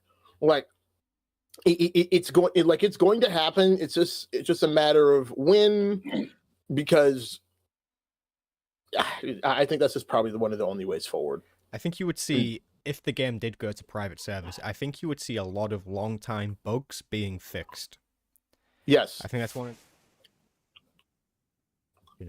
About the game, and probably one of the first things that they would look at is clipping. I tell you now, to be fair, like I could probably fix that for them. I think I can probably do that. I've already fixed quite a lot of clipping, not gonna lie. Also, they've made a huge mistake with their male character models. And this is a mistake that they are clearly living with because it's present model up to like Onslaught expansion, which was when they last actually added a new male asset to the game. But basically, cut long story short for you there, and without getting too technical, but on the right hand, is it this hand? Yeah, the right hand. It looks like my left on the camera, but it's not. With this hand on every male character model, between the two fingers here, they have a vertex somewhere down the middle, which connects. Not meant to be like that. But that's present on every single one of those characters. You're lying. No. So webbed fingers. So this is only visible on the original asset. If you're looking at it in game, it will look normal, but that's because of the way that the characters are rigged with motion capture. So the rigging and the motion capture is accurate, but the model itself has that error. Huh. That's crazy. I did not even notice that.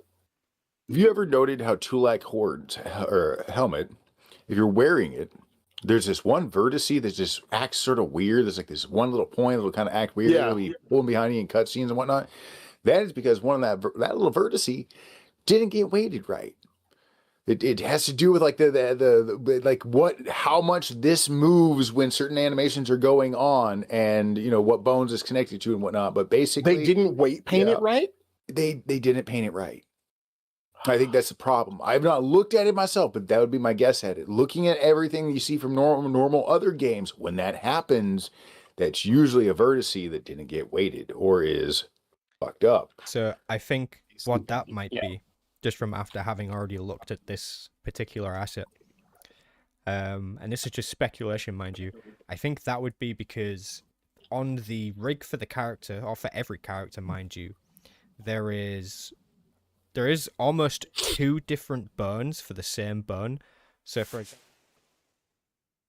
will be another burn for the head, but called visual effects. Yeah. And they have that for like the left hand. Yes, or the right I noticed hand. that. Yeah. So what I think is actually happening there is the visual effects burn and the normal root head burn get their wires crossed. Yeah. And that causes issues. That is just speculation on my part, but just from seeing it, I would probably say that that's probably what it is. Yeah. I mean, someone Kieran said something in chat that I think is absolutely valid. Speaking of lava planets, get me an Oricon stronghold. I beat the Dreadmasters fair and square. Everybody's wanted an Oricon stronghold. Like Oricon is just such a cool planet. It is. It is. It is. You got two operations and a short little storyline. Like, Yeah. Come on. Think it. Well, no, like this is the one thing I tell people all the time that I think people are in absolute denial about. How many of these spaces in the game only get used once? Yep. Too many. And they're One and literally they're literally like there's literally, what is it, an entire space station in the smuggler storyline that gets used twice and no one else can go there. Mhm. Why? That is kind of dumb. Yeah. It's the dumbest thing in the world. And it's all because you get like, it's all because the class storylines, truth be told, because they wanted to do these individual single player storylines, and the only way they could do it was have an engine where they could cut you off from the rest of the game. But there's so many other engines that do it way better. But they just wanted to do it that way, and now no one can have access to this. But I think what's just like a simple code change, they can make it so you can go in and out of this, you just won't get story stuff. Like, why is it so hard to just let us go where we want to go? Yeah, like a free roam type option, right? Like you can go anywhere you want so long as you bear the consequences of being there. So like, for example, going to the Imperial fleet as a Republic player and you just get attacked by guards that are there or whatever. Like, fair enough, it's not meaningful to be there because you're going to die instantly, but at least you can do it. Like, it's an option. Role players would do it. Role players Cut would down do by it. the champion level turrets that can go right inside the door. Get a hardy enough team, they'll take over the fleet. Yeah, like, for real. Like, are you kidding me? This is what PvE raid groups are built for. Yeah. Like it just like, I'm gonna tell you exactly what would happen. Freaking, there would be a group of role players, like an entire guild that want, and they have like a storyline that they want to do for both factions, and they literally pay like a PvE group a couple million credits to just clear out all of the champion level mobs for the role play event. That's what I would do. 100-player content. Absolutely. But like, I think because they're so married to like, there's a point where they're so married to like just the way the game is that they're afraid to try anything else, and it makes me mad. Yeah. I agree. Yeah, they did. Well said. And I think it had something to do with traveling to the strongholds. Yeah, and it would kick you out. It would kick you out on the planet. Oh, yeah. And I remember that because what would happen is on Tython, you'd have a bunch of Imperial players that sat outside the Jedi landing point, like right in front of the Nulls, and they would just start killing people. You just had a bunch of, it's like just farming noobs. I'm just like, God. Like, this is why I have a gripe against PvP players. You guys need to get your sociopaths under control. It's like what is it? There's like a couple PvP players I know, like Noble. Like, I've talked to Noble, Mr. Delson. I've talked to Davish and a few people. And I'm just like, listen, I don't have a problem with you guys as PvPers, but you guys got to get your crazy people under control. You guys got to get your sociopathic like murder hobos under control because they ruin it for everyone else. Do you know what? And I've talked about this before. Other Star Wars games, like Battlefront, for example, among the players, like, respect the 1v1s, or, you know, don't completely beat up the noob, at least give them a chance or whatever. In Star Wars The Old Republic, that does not exist. Does not exist. Yeah. If you go up against almost any other PvPer in this game, and you're a bad player, or, you know, you're just trying to 1v1 them, expect to be jumped by 4 other players immediately after, and none of them giving you even a second of breathing room, because all they care about is globaling the net. Yeah, I want to see is those numbers pop up. All they care about is what was it? Like, it was the same reason why Mortal Online didn't do well, and Mortal Online 2 didn't do well either. You have PvP players whose only goal is to beat you so bad that you quit the game. That is the, like, people are like, that's not all PvPers. I'm like, no, it's not. But that is like the best PvPers. That is their win condition. Is that you alt F4 and uninstall and never come back. They've exposed you as a weakling. Yeah, exactly. It's nuts. God, but there's so many things about SWTOR that can be fixed if you just get the right people in the right way. I'm like, I better not ever become a billionaire because I'm gonna call Sam, I'm gonna call you Outcast, I'm gonna call you BC and be like, tomorrow we ride, brothers. We're pulling up in Austin. Do you know, I wonder if they even did sell the game or the license for it or whatever, like how much do you think that would cost? Do you think $1 billion Oh my would be enough? god. Oh, Because from what I know, this game, it does earn more than $1 billion every year. I think it's worth it, especially with how much we love it. Like, if we really could step behind the reins and okay, cool, we'll finish off whatever the hell story they had planned. Maybe tweak it a little bit, but Just to I think finish where it, we get would it done take with, it, and move on to something fresh. yeah, I think where we would take it going forward. Oh God, just my mind instantly goes to, with this sort of game, the way it's set up, you really could just hear me out. This is gonna sound crazy. You could create a spin-off. You could create it where Absolutely. you keep going with this story, but you take this exact same engine, Mhm. right? And it's connected. The two games are connected, and you go forward 100 years or back 100 years or something, whatever. You go do something different, but the two games are connected. Like That's when what you they pay did for with subscription KOTOR 1 and you're 2. paying- I mean, KOTOR 2 was literally rushed in a year's time. And yes, it's buggy. Yes, the restored content mod restores a lot of that cut content. But if you look at across the board, there are so many people that love KOTOR 2. That's my favorite, honestly, out of the two. Don't get me wrong, first one's great, absolutely grabbed my heart. But the second one just hit me. I was like, oh my God. I was in the emu phase of my life, and I'm like, yes, this is dark. I don't play video games. It's actually true. It does make that much money a year with just like microtransactions. That's just like yeah, a fact. it definitely does. You can go look at what are they called? Earning reports. Literally So every would single you- one that I've seen, it's Would you do away with that, knowing that that is the only thing keeping you afloat, or would you reshape that? I'd The reshape it. value. Absolutely. I yes, would for I sure. would reshape it. Unlike it's like here's the thing. Like there are so many games out there that have proved that this could be done. That it could absolutely be done. And it's weird because they've copied WoW in every other situation except for the one that matters. So speaking on that, the first thing I would do is, like you pointed this out, Sam, that is messed up that those one use dies. And this is how you Yep. save face as a company. If you really wanted to change your ways, or we were in there, I would say everybody who bought one of those die packs, because they were a sucker, I'm sorry, whoever did that. But I would do this for them. I would send them Hey, I take offense to that. 3 or 4 new copies of those dies again, if that makes sense. And basically, a damn straight up apology letter from the new leadership of the the whole thing. Be like, we are sorry, and we did not feel that you got the bang for your buck. So please accept these as whatever. There's 4 more dies of each one that was in that pack, or whatever. So like, dude, to me, they're just colors. So if we were going with this, what you're thinking, I would just straight up refund the coins to them. It would be that simple. I would give them a full refund of the too. coins and be like, keep them. Keep the dies. In fact, we're making the dies free for everybody, so just keep them. Yeah. In fact, Yeah. we'll add that to the list of things that I would change or do for the game, and that would be to make every single die in the game just free. Because fucking why not?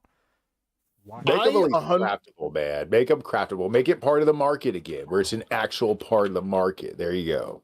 Like it's like I tell this to people all the time. Like, and I get so many people who fight me on this, and I'm just like, okay, point to another thing, and I'll believe you. And I'm just like, cartel market is what's ruining the economy of the game. It just is. And people fight me on that so hard and try to be like, well, actually, it's because there's so much credits going into the economy. I'm like, where are the credits coming from then? Mm-hmm. Where are they coming from? So All the big ticket items are cartel items. Let's just be real. Yeah. the cartel market items make it worse because cartel market Yeah. items they will increase the drive for competitive buying and selling. because without them, Which there is that's wouldn't exactly what be people do. right. Because without them, there wouldn't really be an active economy beyond the popular materials of any given expansion. But one of the main causes is the devs' response to how many credits that are in the game, and it's somewhat down to exploits from the past. There was the famous chair exploit, where you could buy a chair for like 5 credits or something from the vendor, and you could immediately sell it back for a little bit more. And that was exploited by people, and people made billions and billions, and stored it and But transferred whoever it sat among there characters. clicking that many times, because there's at least 2 clicks involved with that whole process. You know there has to be, like mouse clicks.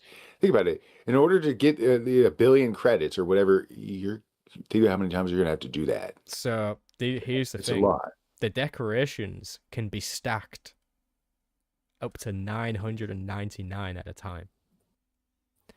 So it was a pretty quick Never mind. I process. forgot about that. That's Yeah, it was. I That's think it sick. was fixed within about 6 hours, something like that. They hot fixed it. Damaging how bad this exploit was, and they didn't do a complete bandwidth, or if they did, it wasn't for long enough, because those people are in the game now and they are rich as fuck.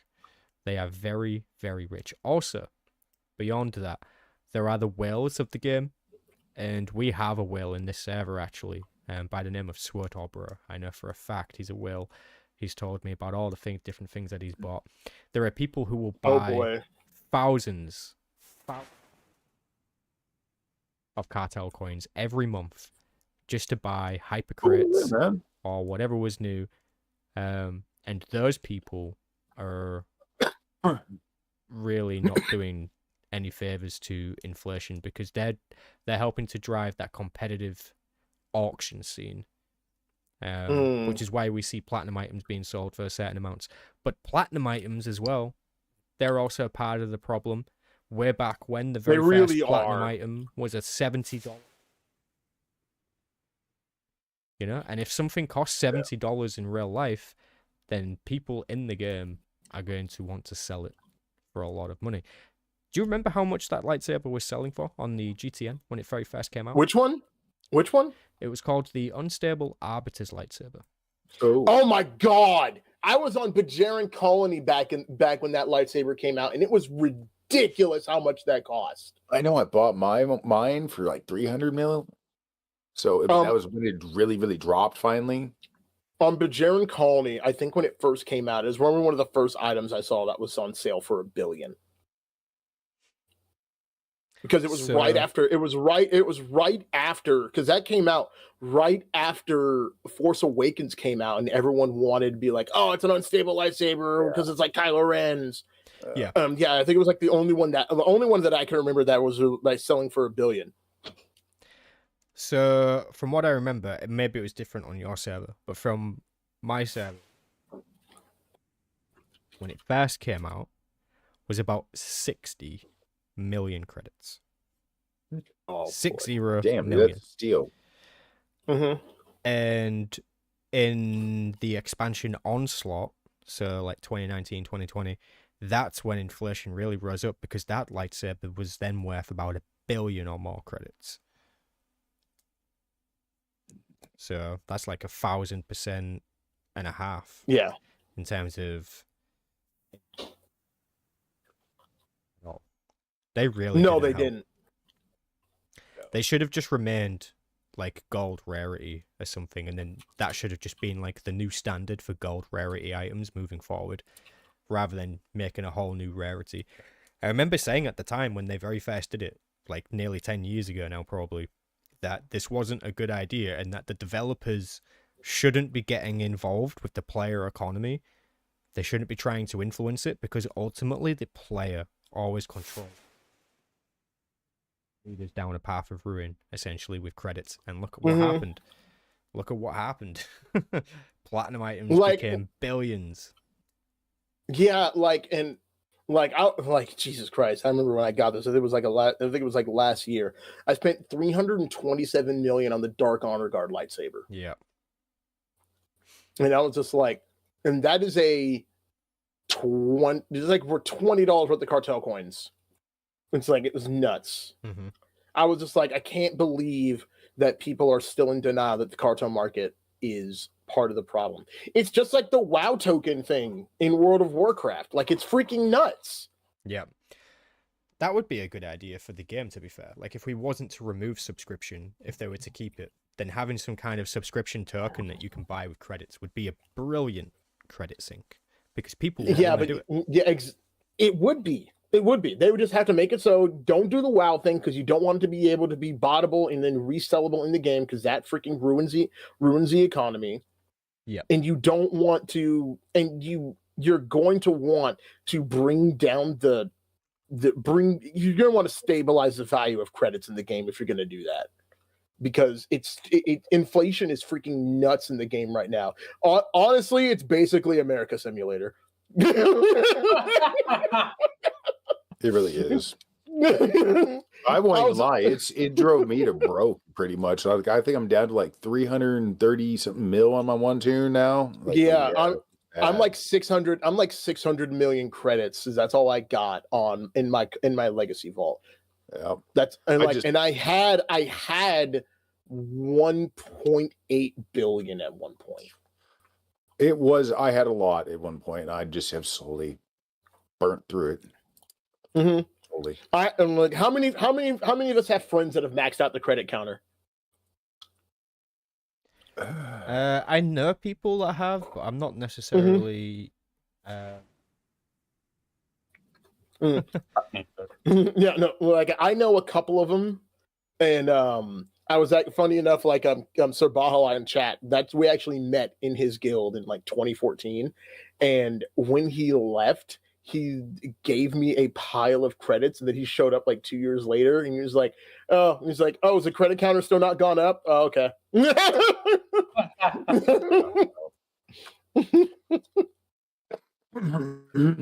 It's freaking nuts. I'm still waiting. That I looked at before, but I'm struggling to find the webpage for it. I know that I first heard of it through a video. I'm not sure who made the video.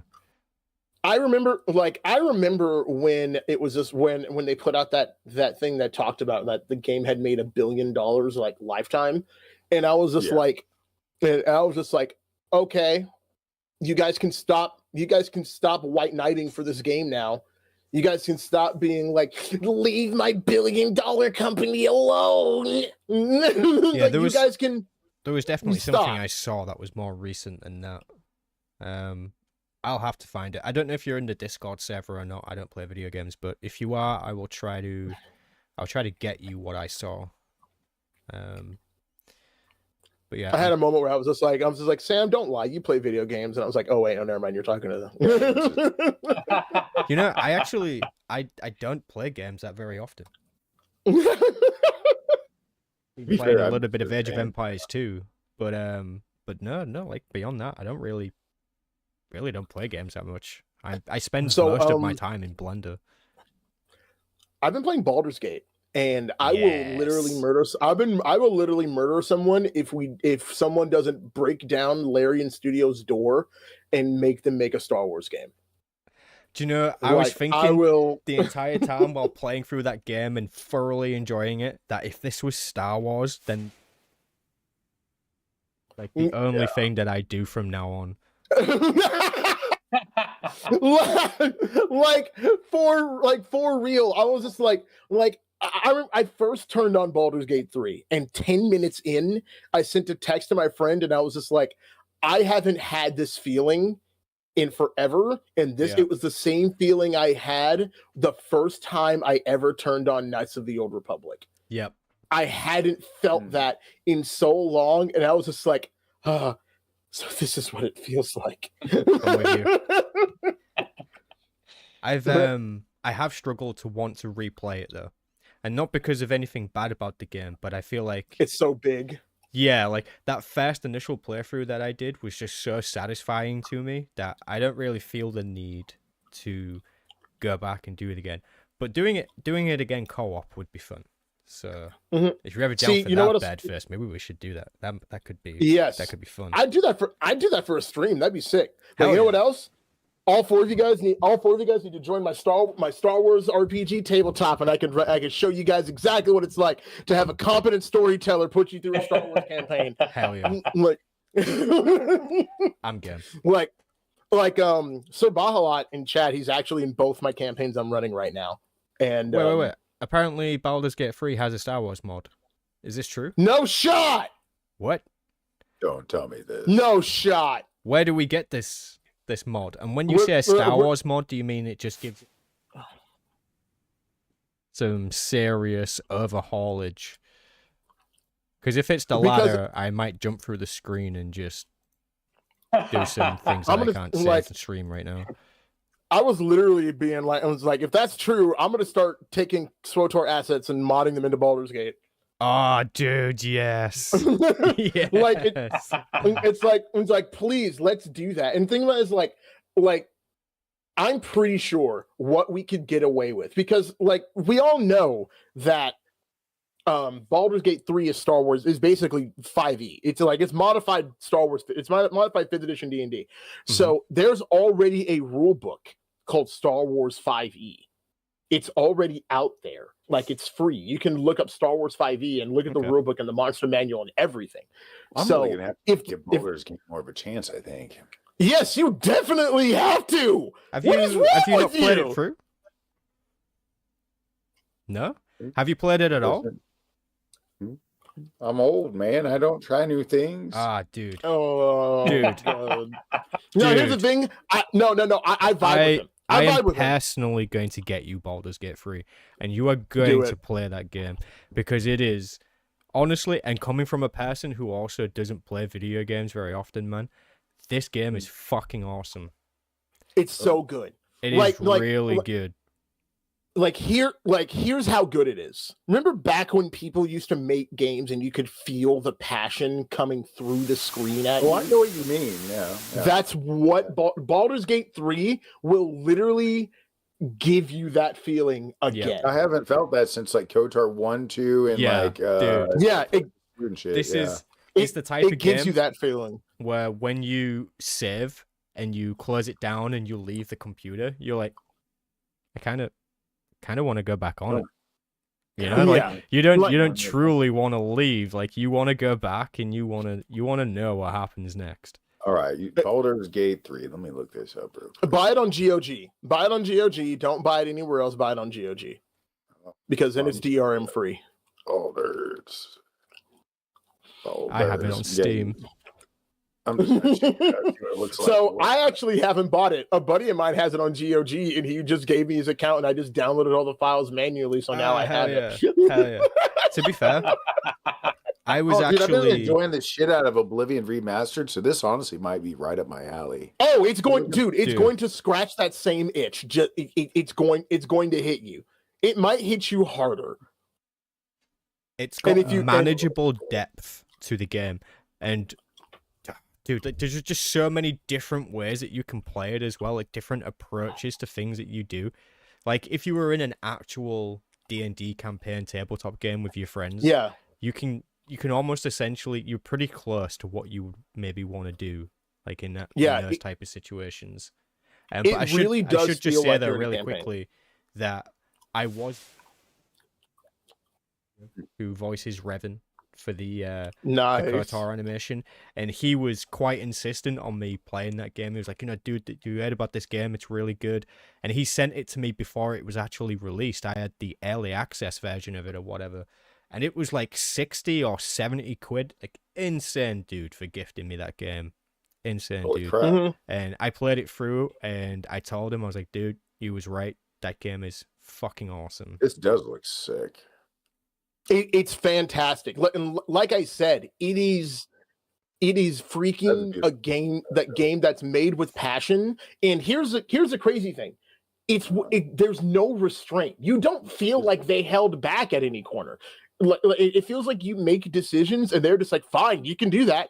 And you're just like, wait, I can do that. The game's like, yeah, go ahead and do it. Do you mind if I tell you one thing about it, Outcast, which is kind of a spoiler, but you'll probably Sure. forget about it? So, You insinuating I'm a stoner, sir? I mean, I don't think he's insinuating. I think he's saying it. okay, so you don't mind or you do mind? I mind. Go ahead. It's all right. Okay, cool. Right, so, for example, I select the cool things that happened in this game. There is a particular instance. There is this companion that you have. I forget her name, but she's is it Lae'zel? Yeah, Lae'zel. She's Lae'zel. Yeah, she's like the orc person in it. I forget their actual name, but She's a Gith Yankee. yeah, thank you. You go to like her place of domain, like where her kingdom is, and they have like this god that they kind of worship. But basically, long story short here, you get to confront this deity and actually speak with it.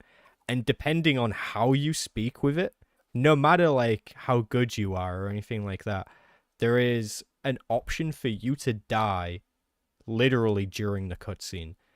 And I remember getting to that, being quite rebellious against this god person or whatever they were called. I can't remember the name. And you would literally die in the dialogue option just for choosing the wrong option. Like, that's the kind of thing that can happen in this game. And that's not something I'd actually seen before, to be fair. I mean, maybe kind of thing similar. Not exactly the like last that. time. The last time I saw that was in like the Imperial Agent storyline. If you mouth off to Jadis, he just murders you. It's really weird. Jeez, dude, this thing's still $60, man. I ain't seen a game hold a value like that. Yeah. Like, and here's the thing: it's worth it. It is. Like, to be fair, yeah. like there was. Well, I can't afford that, so I'm gonna have to do other things. But I am gonna get you that game. Someone in chat gifted to him. Someone in chat.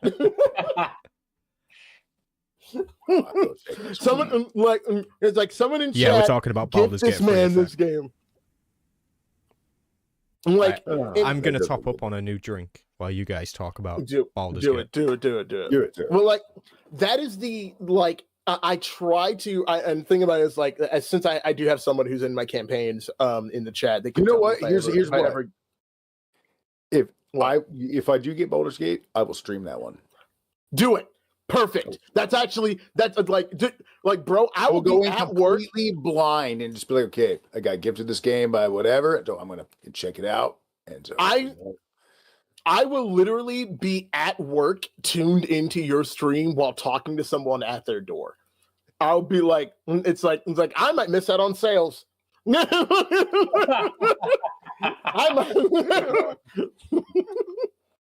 And like, the thing is, like I will put a notification in my Discord server that you're live playing Baldur's Gate 3. Would you stop dying? Bro's getting hit with debuffs like in real life, like actively. Back-to-back critical hits. Bro, I just saw the Scarlet Rot debuff hit you.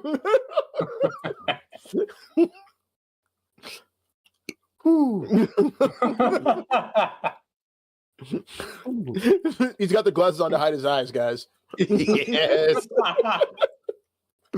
The freaking Outcast out here like, shut the sheriff. You're the deputy.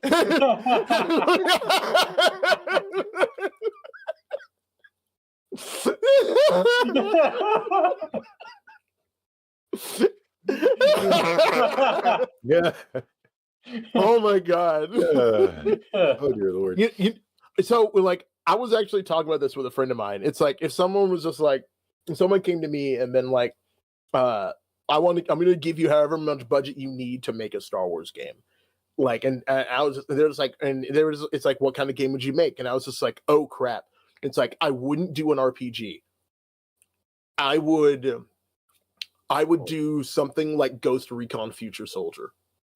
I would, or like, so basically like, if you, I assume we played Republic Commando. Oh yes. I would amp up that by like 10. It'd be third person. it would be like Republic Commando, like times 10. It'd be like Ghost Recon Future Soldier, drop in, drop out co-op with four people, and give each member of the squad a role.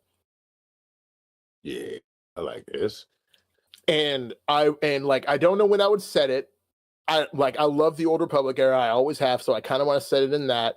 But if I had to like set it in like Clone Wars or Galactic Civil War, I would do it the same way Star Wars Starfighter did, and do an Empire campaign and do a Rebellion campaign.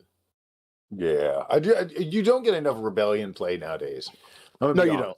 That makes sense. Yeah. So like They just make him like weak cannon fodder all the time. You know what? I want to see one rebel trooper just be a badass in a game. Just one game centering around on them and actually show, these dudes were hardy. A lot of them were, they were just, sorry. You know what? You know what's funny? We almost got that. We almost got that in The Mandalorian, because Cara Dune was like, I was a Rebellion shock trooper. And I was just like, yeah, they're just like, yeah, the rebels had badasses too. And she was like the first peek behind the scenes of the rebellion having like these badass soldiers that just did what it had to be done against the Empire. Big old balls. Yeah. Like it's like I would love to see a game, because everyone's just like, oh, I want an Empire story. I want an Empire story where you can just be bad and evil. I'm just like, okay, I get it. You're edgy. You can stop pretending to be 16 and grow up a little bit. Sir, what have you got against me? What? I just hear it every time. People are just like, I want permission to be a dick. And I'm just like, I don't need your permission, but you trying to take a choice to be a dick. It's not acceptable. It's like that's why I was like, if I had my choice, I'd do a campaign for both.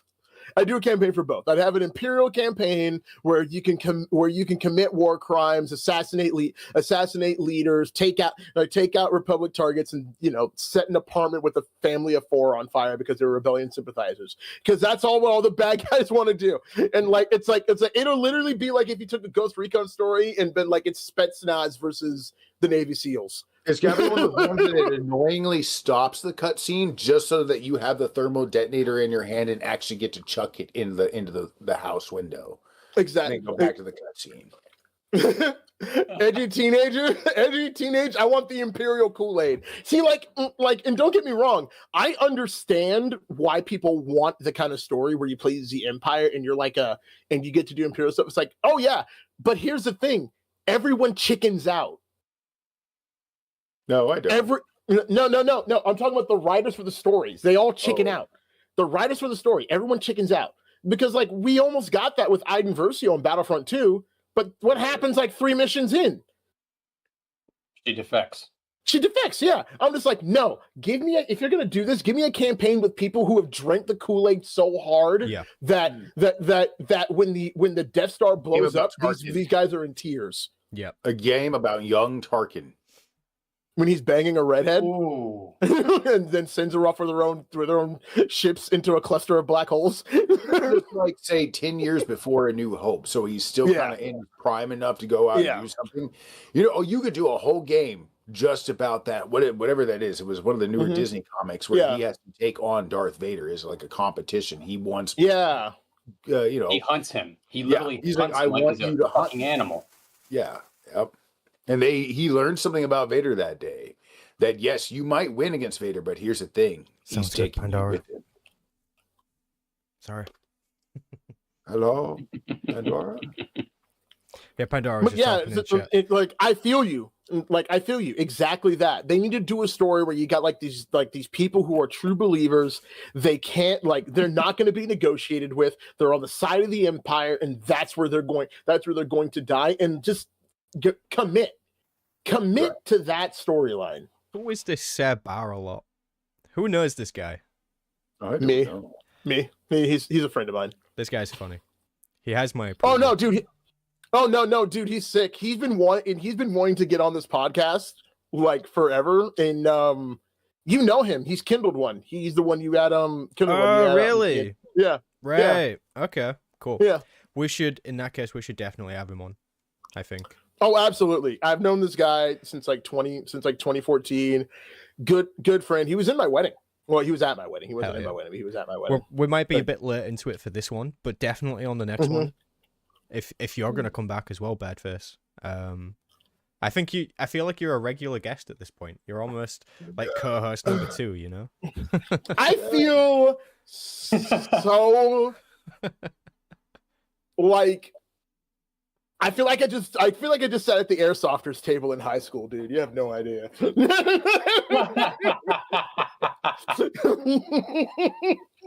got It's the like- PK, we got the marijuana, we got the lizards, we got it. Lizards. Listen, everything gonna be all right, all right, all right. Yeah. Yeah. like Sir Bahalot, dude. He's got like me and him talk about how much we want to fix SWTOR like so bad. I think Like, it's such a it's- very common theme among many Mhm. many SWTOR veterans these days. It's been in like Just want to get a hold of the parking lot of the developers and maybe pee on some tires. dude, no, we just need to go sit we just need to go out there. So you're stand choosing right the dark outside, side dialogue options again, man. For Like, real. You're really going for that Dark 5 alignment speed run. It's like I'm trying to Gotta get quit that sliding. influence gain with Kreia for being a dick.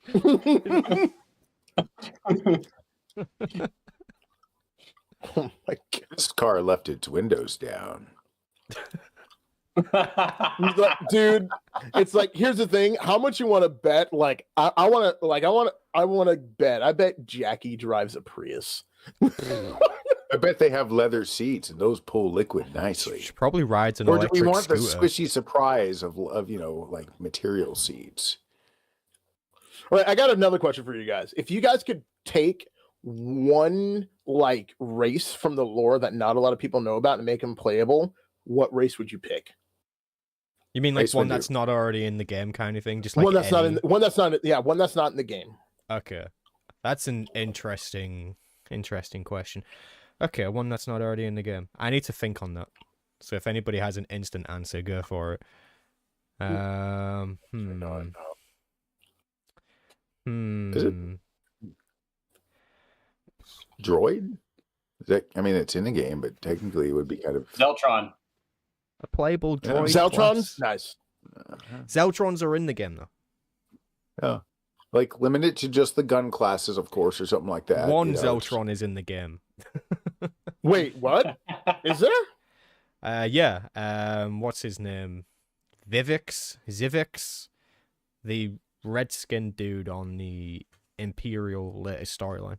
I'm pretty sure he's Zeltron. Whoa. There's no way he's Zeltron. Yeah, as far as I There's know, no- he's Zeltron.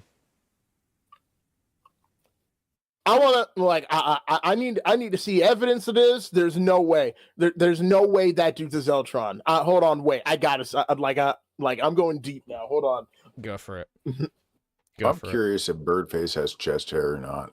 It's I just don't. Intrusive thoughts. I don't. know. I don't know why that popped in my head. I don't. I'm 33 and I've been drinking and I've been eating stuff that has soy in it my entire life. So my testosterone is just screwed, dude. There's no hope for me. Stop being vegan and you'll be okay. I'm not vegan. I'm just like, listen, food here in the States is trash. It's all cheap. It's like food here in the States is garbage, dude. It's like it's all got like soy derivative stuff, which is just so bad for dudes. Alternate That sucks. title for the podcast is just 2 beards and 2 meat bugs. Absolutely. At Birdface, least look, Forgive I got me. a mustache. yeah, Yes. you got- Yes. Dude, this guy's got like wicked fucking like he's got like the Sam chin. He's got like HK's got a fucking like man chin. Like we all hide ours because we don't have them, I'm sure, except for Whoa, Birdface, Whoa. he's got Bro, I think like, Sam just has a tiny little ball under there, just like me. It's just like it's one of those. I don't know. I'd say Like, I that's- don't know. I don't know. Like looking at the gene pool of like the UK and stuff like that. I'm gonna guess he probably has a butt chin. He's awfully defensive about it. So yeah. On my face. I knew it. Speaking of chins, can we talk about how stupid the design of the HK helmet is? That you can see literally the bottom of the chin from the fucking helmet. You can see it move during dialogue sequences. Like, whose idea was that? No, No, they it's do the trash. same thing with Dumb. helmets, right? Like if you're wearing a helmet, it does that kind of weird morphing thing of you talking. It's not the best looking thing in the world. No, it's not. No, they need to stop the yeah. It works Oh, for certain ones, your leather ones and whatnot, but yeah. So. Yeah. Good to see I you guys wanted in the to- chat, by the way. I see you guys. it Good to see you. is. But no, I wanted to share this because I love why I've been trying to get people to play the Star Wars RPG because it's so perfect. It's easily customizable and stuff like that, right? And it's the point, and how I always tell people this is like I have a homebrew rule for two types of people who want to play HK droids and people who, and anytime I use an NPC that's like on Vader and Emperor level of difficulty. So my rule for playing HK series assassin droids in the Old Republic setting, I'm like, you can play in HK. Something on you is going to be broken to the point where you're not as efficient. It's like I had one character who was like an HK chassis with a protocol droid mainframe, and their whole point was trying to track down their core so they can reinstate their assassination protocols. Do you know that I mean, that's actually a thing in Yes. in That's the why- Red Harvest book? Yeah, that's why I did it. Yep. That's why I did Yep. it. And my other rule is if you're ever facing down a character like Malgus or anything like that, you can defeat him, you'll never kill him, but my one homebrew rule is if he gets within, because the game doesn't work in like feet and meters. You have range bands, you have like engage, short, medium, long, and extreme. I say if this character gets within engaged range, you die because you're not fighting him. If Malgus gets within engaged range of you, I don't care how high level you are. I don't care what you've done. Malgus is what going if to you murk roll you. a nat 20? In this game, that would be like a triumph. And I would say this: if you roll a triumph to try to defend against him, then I will say you probably block for a second. But if you don't get out after this turn, you're dead. Yeah. So you actually use your nat 20 to escape. Yeah, exactly. It's like you need to use your really good roll that just saved your life to leave. Because if you don't, you're going to die. I like it. That's like my only rule. I'm like, I don't mess with legendary characters. So like a legendary. I want to see playable. E.T. It is technically a Star Wars race, but E.T. I want to see E.T.'s. I want to see that brought to fucking Star Wars: The Old Republic. Okay, that'd be funny. That would be funny. Just like have the like, you know what? Have them show up and then be like the first non-combat class. Malgus has a weakness, just tickle his toes. Why should E.T. not be a combat class? Imagine what he could do with that finger. He just stretches his neck out. Gets all that physical damage in. He touches you aggressively. Also has the Force. Don't forget about that. That's very So true. That's very true. Yeah. So Yeah. that I have to figure out a really good campaign to get you guys involved in so that we can turn it into content. Just like Let me play as E.T. and I am down. okay, hold on. Wait, hold on. Like, keep talking. I'm gonna pull this up real quick because I need to check something. Because I might let you skin that. Let me see. I might let you just be like, you actually get the stats of this character, but I'll let you skin it as So, ET's race. If we're just choosing like any character we want, can I just be Tenebro? Mhm. Is that all right? I'll just roleplay as Tenebro. Absolutely. Every roll is a nat 20. Every dice roll is a triumph. Look, I'm just saying, Vitiate can grab him, and then ET can come up behind him with the finger. Either way, they're going to be going home. I will say this. Hold they're on. going to call home. I'm going to show you how many species there are playable in the RPG game. Like, you're like, I don't like, I tell this to people all the time. I'm like, no, you don't understand. There's a lot. There's a lot. I can imagine a lot. This many. Some a lot, or is a lot some? This many. Oh. I think Achani even made the list. Yes, Achani made the list. You know, thinking about it, did we all go through what playable species we would add? Did we all do that? Oh, I didn't. I would do Whiffids. Ooh, What are those? I forgot that. there are a couple of them in the game. A couple of them on in the game, Rishi. yeah. Yeah, on Yeah. Rishi, there's the one Whiffid who's the Rodian's brother. You know, one race I bet a lot of people would dig and would sell well is the on the Mon Calamari. You also have the shark race. the Selkath. Oh, Wait, no, the no, not no. Okay. God, I know exactly the race we're talking about. For the oh crap, they're on. Wait, I'm gonna look it up because I know they're here. They're in the Star Wars There's in the Star Wars RPG. I know what they are. Hold on. It's on my tongue. Yeah, I there's don't like know a something shark. for once. There's like a shark race that's actually like in It was in the Star Clone, Wars. yeah, it was in the Clone Wars series. It's the one where the young prince of Mount Ishar. Calamar and yeah, Young Akbar. yes, young. It's a trap. Where is it? I know the race is in here, 'cause Tenzin. Tenzin was the name of the separatist general that was this race, but I don't know for the life of me. I can't remember what his race actually is. Hold on, it's in here. It's not a Herglick. Herglick look like orcas.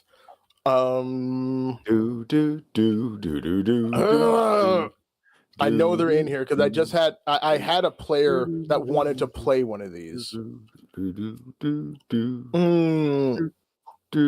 Nogri? No, it's not the Nogri. No. Playable Gemini droid would be interesting. You But actually they are could. meant to Adlet- be very unique, though. Yes, they are.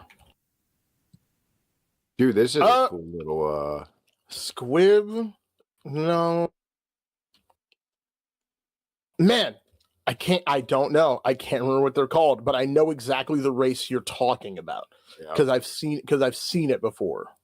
So it's a very forgotten asset when it comes to Star Wars. It's like, dude, there's a whole pretty dope species right there. Hmm. know, if I was to- Kakaradon. Yep, Karkaradon. Yep, I just found it.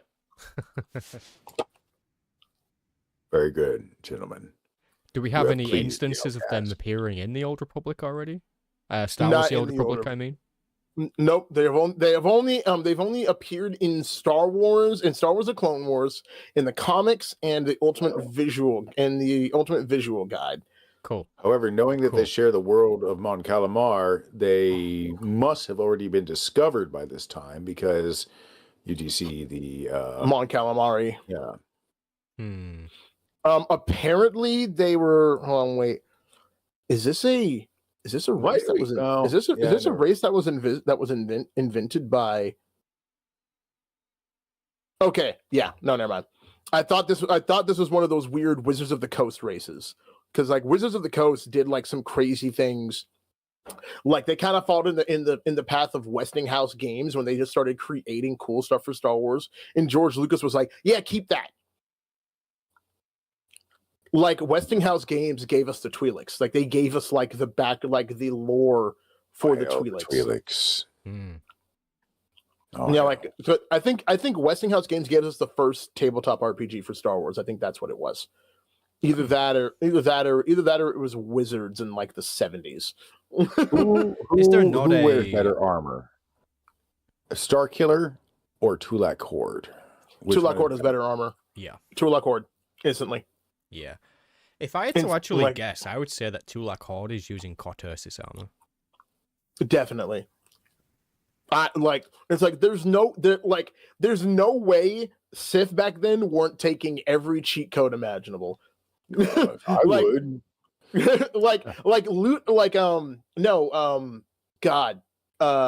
Carnus Murr was like, I'm just gonna fast track invading and just turn everyone into like this monster that I can control. Mhm. That was That his worked. whole goal. Like who else? There was like some like Naga Sadao was just like, maybe I can do this dark ritual and just do this planet by planet. You know what? And eventually he had gotten to the point where he could have expanded and just consumed entire galaxies at a time. I don't know what- Vitiate was, well, Tenebrae, he was like no other Sith liked him because he had like this obsessive and kind of like stale concept of, hey, I'm just going to get all the power and live forever. Everyone's like, well, that's not very Sithy. That's dumb. There were some Sith that saw through what he was doing, but he became so disconnected with Yeah. the overall Sith society that it didn't really matter. Like he was a legend to most people. Yeah. Some were even starting to doubt he ever existed by that point. I mean, for Yes. what was it, the last 300 years, he hardly has anything to really do with them. Yes. In fact, the Jedi, and I forget where this came from, which piece of lore, but the Jedi did actually believe that the Emperor wasn't who he was saying he was, and he could just be a random person that's replaced on the throne every so many years or whatever. They Mhm. didn't actually believe he was this omnipotent consciousness. being kind of thing. Yeah. Yeah. I don't like. I buy that. I mean, if I was a Jedi back then, I'd buy that. I'd be like, there's no way. It's like, because remember, even the Dark Council hadn't seen the Emperor in forever. Mm-hmm. Like, I think the only person was it like the only person who even actually really had ever actually seen. Well, first of all, was You had probably the Emperor's voices. yeah. When you had Voldal, you had Exal Kresh, who was like the first child of the Emperor. Mhm. And you had Scourge. Mhm. Because Scourge was there to betray Revan and Mitra Surik. Scourge could quite possibly be one of the last people to actually see the Emperor in the flesh. Mm-hmm. Like, Was anybody else somehow disappointed by Scourge's armor when it came to SWTOR? Like, Yes. I'm sorry. Like, Yes. he is a badass character, great voice, good voice actor, but I felt like the armor just was like, that's kind of lame. Yeah. no, it was very lame. For him, you know? Yeah, like he should have been wearing what Malgus is basically wearing, like something like that. Yeah. Yeah. And also, it was just dumb that he popped up right out of that tank and then didn't look at Revan, and then Revan didn't go, "You motherfucker!" Yeah, exactly. Like, get over here! Yeah. and freaking, he was like, "My fault, slime. My fault, slime." But if you refer back to the very end where he is held in stasis in the chamber and it's sort of He's going aware through of his shit. thoughts and his mindset, he more or less forgives Scourge for what he did. Yeah. Yeah, That's And very he, true. he doesn't.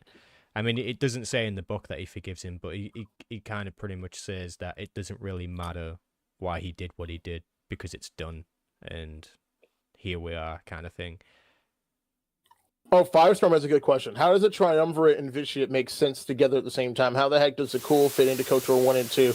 I don't think they thought towards backstory and learn. Well, you got to remember the Sith Triumvirate still come out of the same place in the lore that places like characters like Ula Keldroma and Exar Kun and all them come out of. They were less like proper Sith and more like people who stumbled into the power. Yes. So Exar Kun is actually not even that long before the Revan era. It's No, he's not. a matter of decades, it maybe a century. Because Exar Kun is the one that built the Sith Academy and what is it? The city of Dresde, where like you land in like KOTOR 1. Like that was all Exar Kun and his followers that built that. Yeah, that was Ooh, all glad to be very, right. very fairly sort of recent events. But in terms of how does Zakul fit in, so it took them all the way up until the Nathema conspiracy flashpoint to fully wrap up where Zakul fits into. First appeared, when Valkorion first appeared, it was not really clear on when the Emperor split his being and when he did this and when he started the civilization there or whatever. But in the Nathema conspiracy, we basically learn that the original ritual that Tenebrae did, when it came to, sorry, let me just turn his level. The ritual that he did to fuel his immortality way back when he consumed the world of Nathema, it was done using technology from Zakul. So that kind of places them in the timeline as to before the events of the Great Hyperspace War. So Yeah. Tenebrae discovered Zakul way, way, way, way before you think. Like, he knew about it when he was... And he was already using that technology. So he knew about that for a really long time, which basically means that Valkorion could have existed almost as long as Tenebrae has existed. Like, almost as long. He could have been the very first host, to be fair, that he ever took over. Like, that's how far back that goes. So that's where Zakul fits into the timeline. And all of that was done in secrecy as well. All of that was done behind any other Sith armies back at the Going AFK yeah. real quick. Take And- the dog out. No problem, man. It's also why Lord Scourge had the vision of what he had in the Revan novel, right? He basically had the vision of, like, there's no possible way for these guys to win. I keep seeing the death of the future or whatever. And then he sees a different Jedi Knight stand over the carcass of the Emperor. But that's essentially why they wouldn't win. Yeah. It's because there's that battle before Revan's time.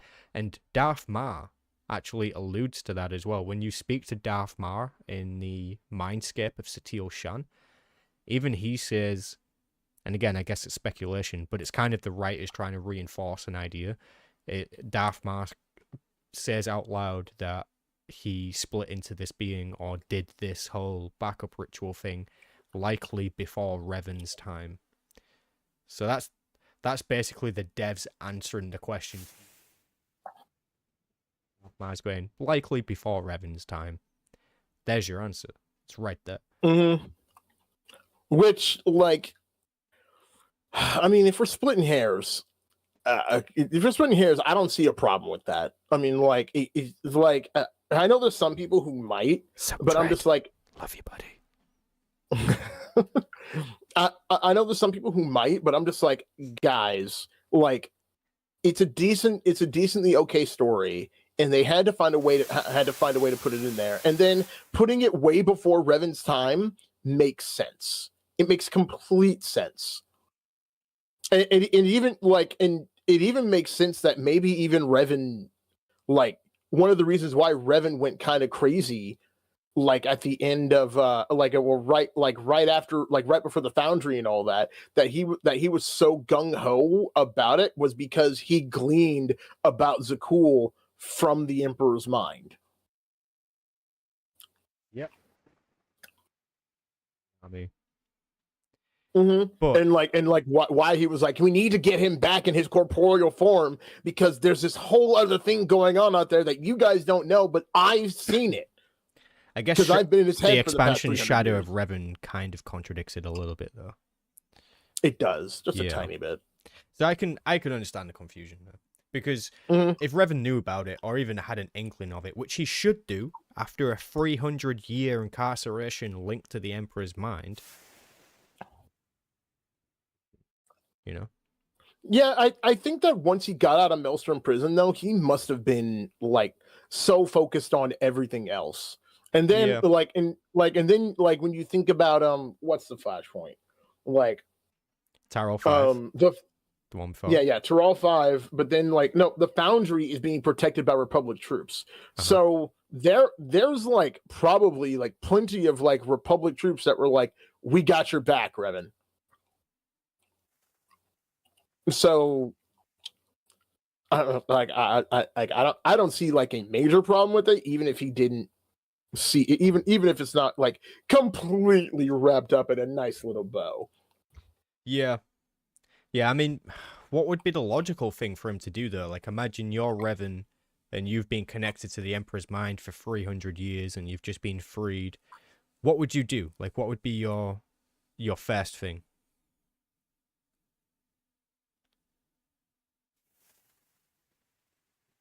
Reconnect with whoever is carrying my name or Sean's name, and then try to raise an army to go get the shit. Like it's like I think it's funny that like Revan got out of prison and didn't immediately track down Theron and Satele, and then like, But to be fair, this is weird. maybe it makes sense that he didn't do that though, because how had he be actually been about connecting with people from his past or taking people with him? That's very true.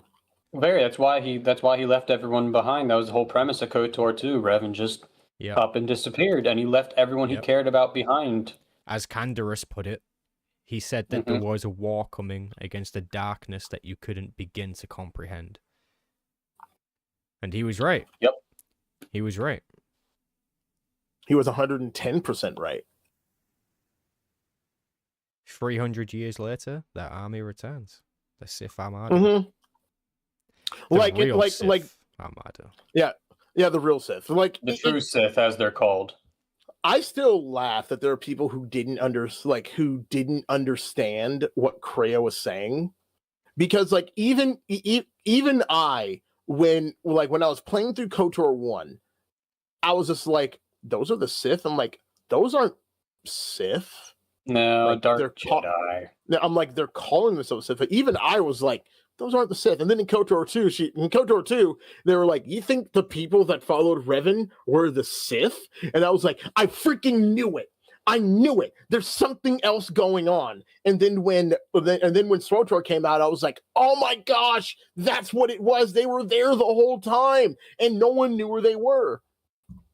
And one of the biggest gripes that I've seen, like people who aren't a fan of like the story of the Revan novel and for SWTOR and things like that, like that was going to be the premise of KOTOR 3, was the true Sith were going to return, and like Nihilus, what he could do would be child's play compared to what these true Sith were capable of.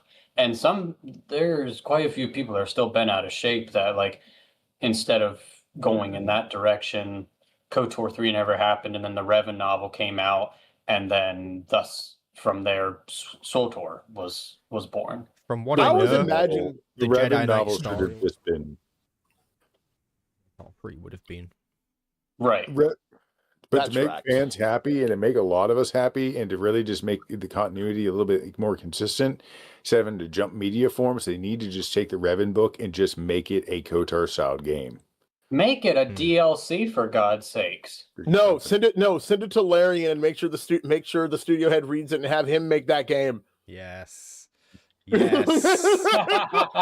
Have him read the Revan novel. Yes, for the love of God, turn that into a game. It's like expound on it a little bit, you know? But And like in a freaking betrayal that you're just like, I went through all that, and then like, what?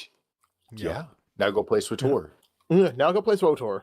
Like and you know, like do all the Flashpoint solo mode, because apparently that's how it's supposed to be played now. Make sure you skip your dialogue. God, all these freaking chodes, can't get over them. Love that. All right, I'm thinking of wrapping this up pretty soon. So let's go for like another Sure, 10, yeah. 15 minutes. Yeah, absolutely.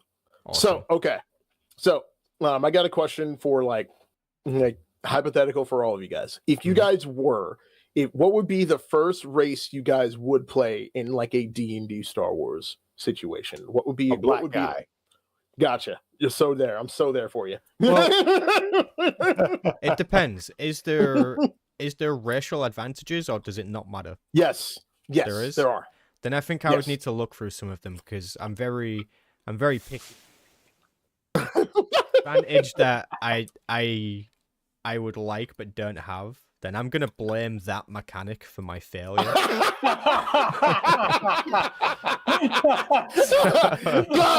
God, I picked a freaking snake person, and because of that, I don't have enough brawn, and that's why Yeah. I couldn't win this deception check. Yeah. Yeah.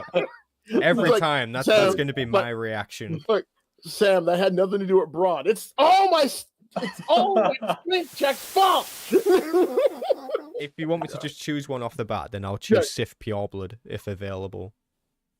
It actually is. Oh, someone actually made a Star Wars: The Old Republic it's like a fan source book for this RPG. So Sith Okay. Pureblood is actually a part of it, and Okay. their stats are broken. Their stats are broken.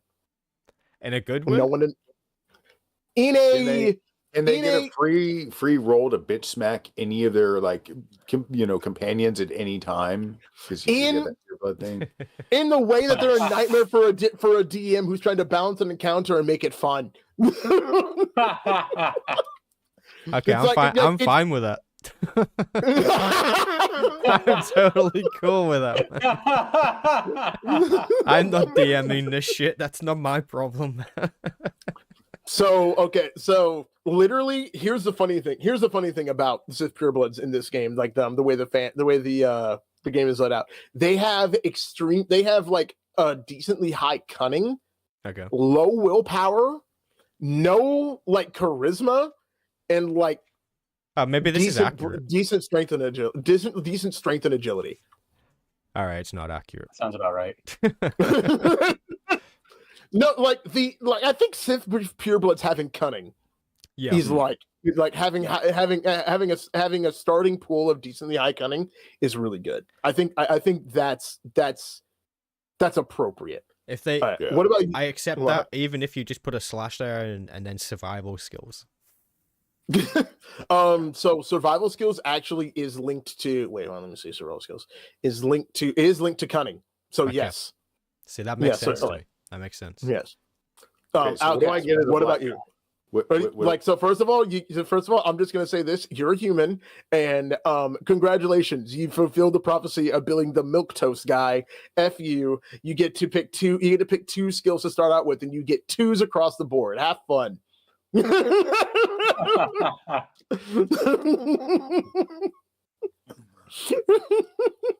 Like, hold on, wait. Actually, I'm gonna pull it up. There you go. That's what No, you get. wait, what is no? Technically, that should be whatever Mace Windu's race is because they are technically, yeah. No. Badass motherfucker. Look, do I not say motherfucker good enough? Like, no. There is a certain level of like, you know what? I'm not gonna say. what are you trying to say? Am I not white enough Love to this. play a white dude playing a black dude in an imagination game? You know what? You know what I'm gonna say? If God, what's his name? Robert Downey Jr. can do it. Anyone can. But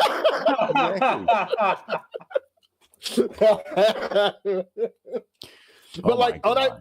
unironically, for like only thing I would say is like if you want to play specifically that human race, I'd be like,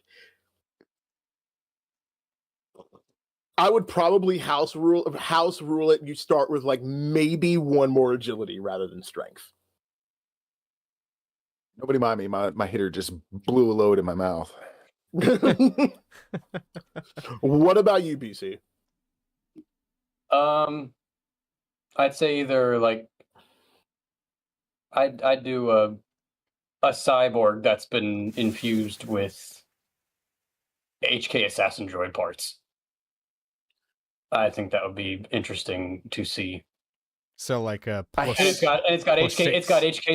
got HK47's personality core, so he's completely disgusted with himself for having meat bag components. You know, like I'm gonna say it to every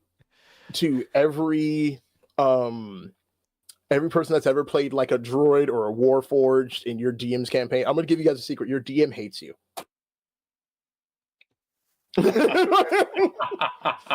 Because you know what? Because you know why? He can't drown you. He can't suffocate you. He can't make you hungry. He can't make you thirsty. He can't make you thirsty. He can't like it's like everything that he would use to give the meat sacks a slightly bit of an annoyance difficulty. Now he can't do that. Like No. I You just got to get creative. I wish to bring to the table. Sam, Birdface, HK, I would think we all agree that men's health is important. So let's I have a question to pose, a hypothetical, okay? Let's say your wife looks at you while you're walking through the kitchen to take the dog out. Okay, and you're dressed like a smashing good-looking man right now, okay? Little Okay. Han Solo vibe going on. Okay. All right, hippie meets Han Solo. There you go. So your wife looks at you and says, "Do you know how to play golf?" And I said, "Well, I mean, drunkenly in like a field, you know that."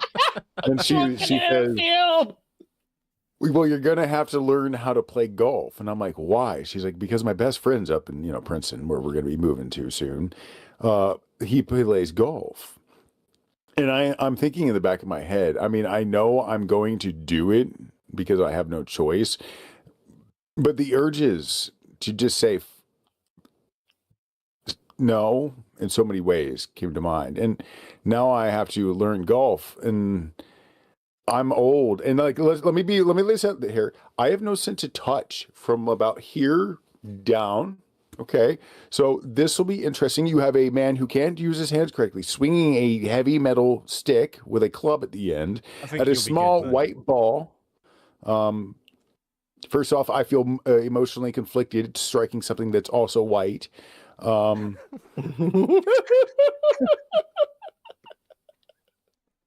With something that looks similar to a baton or a mace. Anyways, I love you guys. God dang it.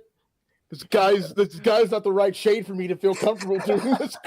Give me some spray paint real quick. What color? Any color. You spray paint this ball a different color. Then I feel more comfortable hitting it with a club. Okay. All right. So what do I do, gentlemen? How do I learn? I don't know what to do. This is I don't know, probably a waste of airtime, but I just thought this would be. No, I think you'll be good. I think if you just You're good. it's all in the hips, man. You'll be fine. You guys So just I practice didn't want a to say few it out swings. loud. Outcast, check your DM.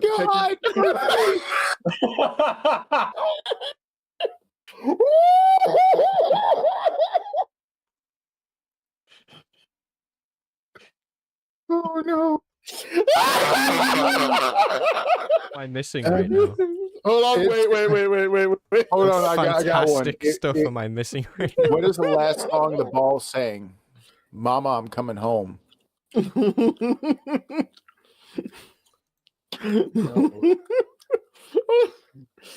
can't say what he said. And I don't want to get Sam canceled. Oh, good All Lord. right. Well, on that note, we'll wrap it up because we did. No. Definitely don't. Anyways, I will say this: check your DMs and then laugh about it. That way, you'll be in on the show. Okay. I can't click on it right now because I'm screen sharing it. No. On the stream. Oh yeah, you're screen sharing it. Yeah, don't do that. no. But I want to click I at the edges that while I I need was to know. here, I'm gonna bring us back a minute. I wanted to show you where I was at with my stuff so far. Oh yeah. Oh yeah, your cosplay. Yep. Yeah. We'll wrap up See on these? that. Yep. So these Oh, are the. that's like- No, I don't have the right ones. Wait, are Basically, I are got. those made of foam? Are those? No, this is No. plastic resin. These are 3D printed. Oh, that looks so good. Now, are you gonna wrap these with like any sort of fiberglass backing to keep them from like breaking or anything like that? I mean, probably not, but I do have a number of double reinforced like boxes that I'm going to be keeping the parts in once I have everything put together. But yeah, so this is the thigh plate right here. I actually have put bolts in instead of pins. I actually threaded it out using the tap. And I got shin plate here. That's the left leg. And there's a quad plate. That's actually pretty impressive how that like bends. That's pretty cool. It is. It's like jointed together like armor and shit. Like this is dope. Yeah. Now I had to get a special type of glue that actually will melt the elastic from the elastic I'm going to put on these. And I'll show you how it meshes up here. So when it's all put together, this is one leg here. Oh, that's going to be hinged together. Dude, I want a mannequin of this so freaking bad. And then like, you guys are missing a business opportunity right here. You two need to link up and then sell that as the product, and then get the steal. No, even better. Take it to cons. People that go to cons have way more money to spend. Yeah, if you ever do a con, Sam, you have like a we whatever or something like that. You have to get HK here with you. Like, I would love to do a panel with you guys on Ironically. That'd be sick. Hell yeah, that'd be so much fun. Hell yeah, dude. So this Birdface, you'll love this. Sam ripped this from the SWTOR HK model. He split it in half, extended it, and then retextured it. So that's why it's got all like the different facets on it, because that's from the original model. Yeah, and he hollowed out the arm sockets to make it wearable. Now, I had to actually take a saw to it and actually cut a little more in. You can kind of see on the inside right there. Because I have skinny arms, but even I couldn't fit in with it, like the sleeve on the inside there. So I actually had to cut that completely off, which is fine. When it comes to 3D printing, the print is just the start. How does how does the head feel? The head. Put it on. Put it on. That's sick.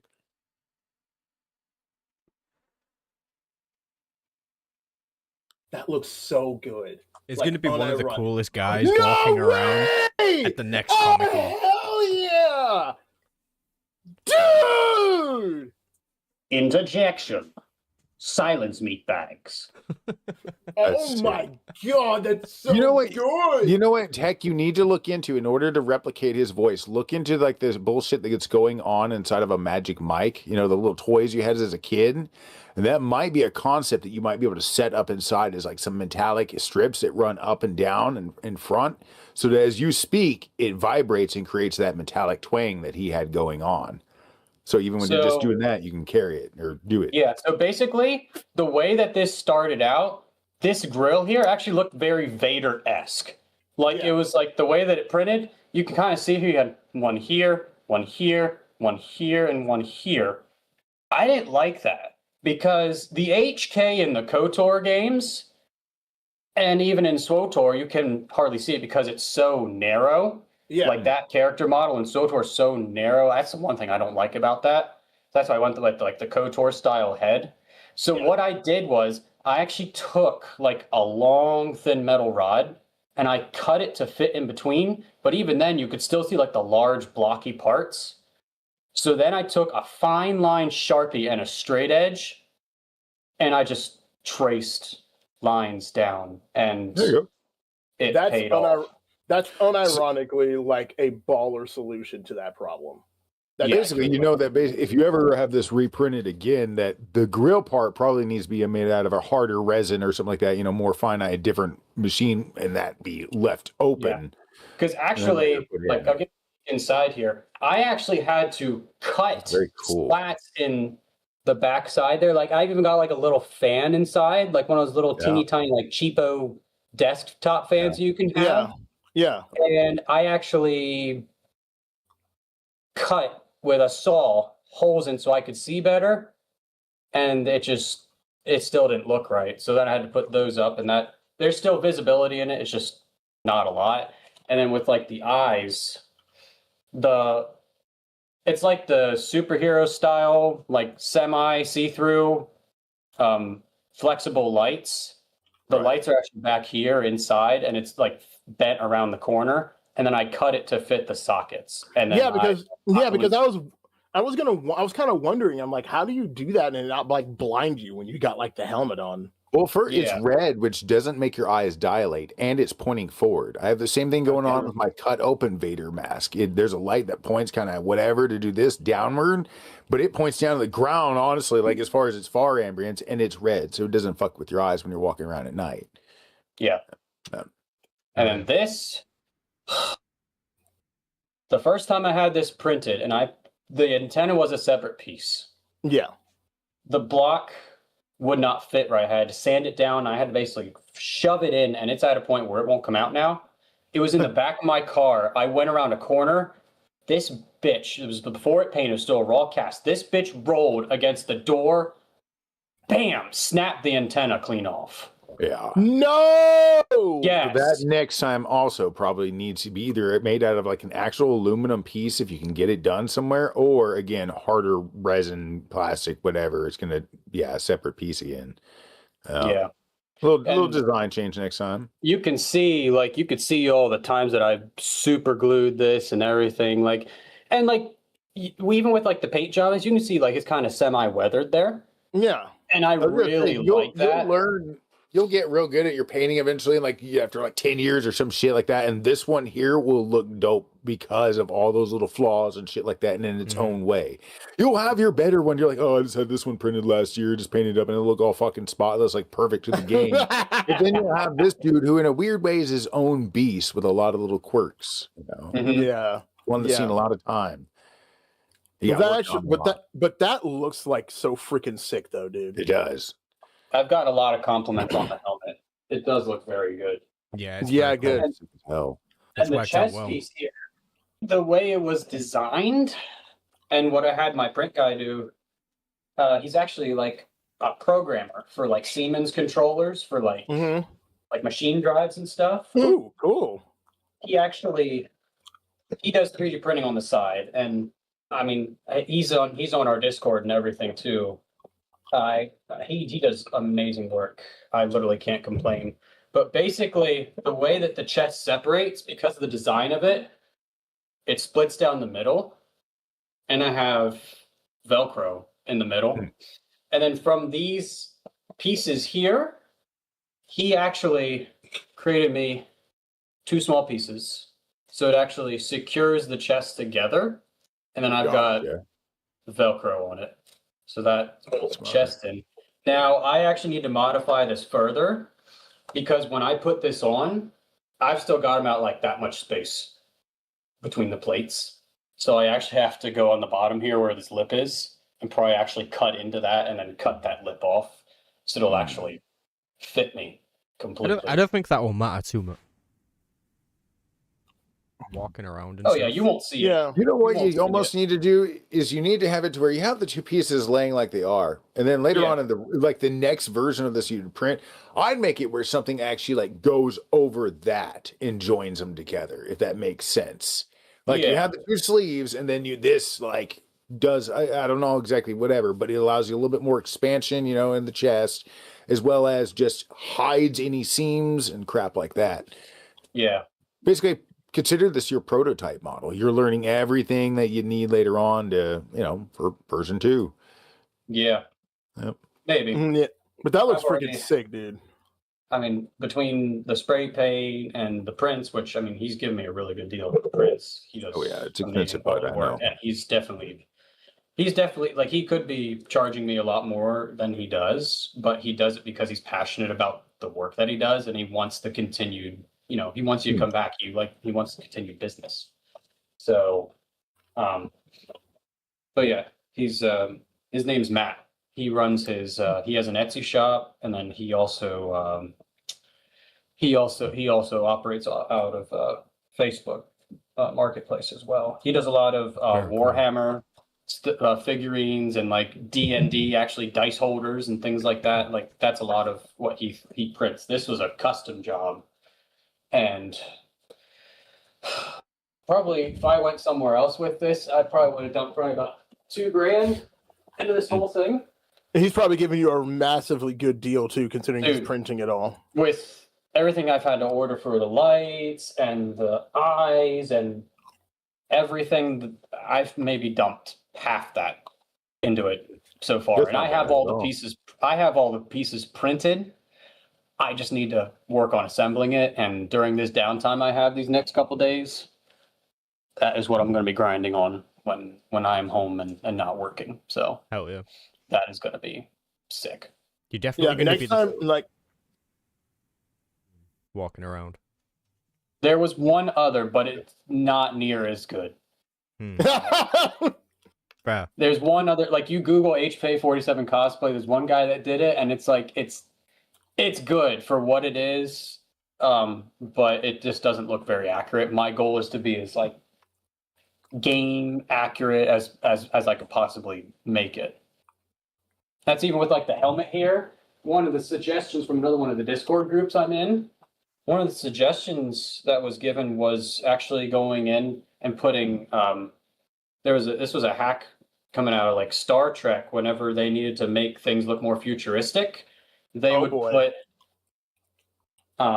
graph tape on around surfaces to make certain things stand out.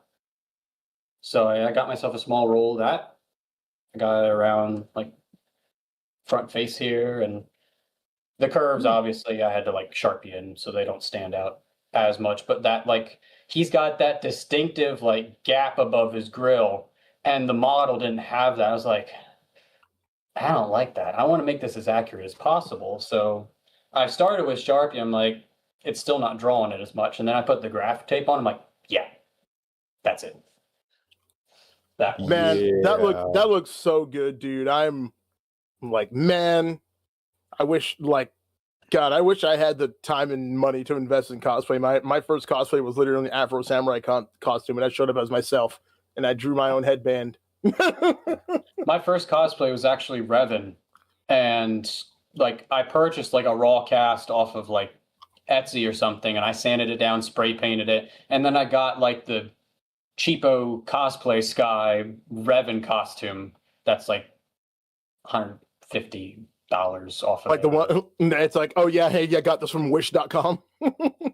Wish Revan. Hey, it's something. But Or yeah, like, no, sorry, oh my bad, sorry, Spirit Halloween. Spirit Halloween Revan. No, that was my first cosplay, and I've gone to a couple cons and that, and I was like, the more I learned about HK, I'm like, I want to bring this guy to life. Like, how can I do this though? I'm like, I gotta get it 3D printed. That's the only way to do this. You better I be just- recording footage of all the stuff you're doing so you can make a viral TikTok short and people can steal it for content. Well, I mean, I was keeping updates in the Discord. The other mods and I recently went through and we cleaned up the Discord, made it look a little cleaner, and in the process we deleted the cosplay channel. So any of my updates that I had in there are gone. We can always I still have them. Have that just kind of be merged with the media channel, though. You could always treat that. Yeah, as... that's where I dropped it before we even had the cosplay channel. So that's where I'll post any updates. But yeah, that's gonna be my grind for the next, well, for tonight after we're done here, and then for the next 3 days until the kids and the family comes home, and then I'm back to having no time to work. Just like, hey, I'm back to having a life. Yeah. So what have you been It up to, all comes Sam? Back to us eventually. Mm-hmm. Say that again, Yep. Outcast. I said, so what are you going to be up to, Sam? I'm going to be wrapping up the Tulak short animation and hopefully getting that ready by the end of tomorrow. You need me to do the heavy breathing? I think probably tomorrow I will send you an updated clip. And Gotcha. you can do some cool stuff for the clip. We'll try it out. If not, Look, all I'll do is is what it pretty is. much just move my chair, get up and down a few times, make a bunch of old man noises, and let you pick. that's fair. But I honestly, I think having the visuals there is going to really help. I mean, obviously you've got some of them already behind you there. Yeah. But yeah. I can't wait to see the whole thing. And gosh, Sam, you're just like so much better than me at like everything. like I tell people all the time, I am the idea guy.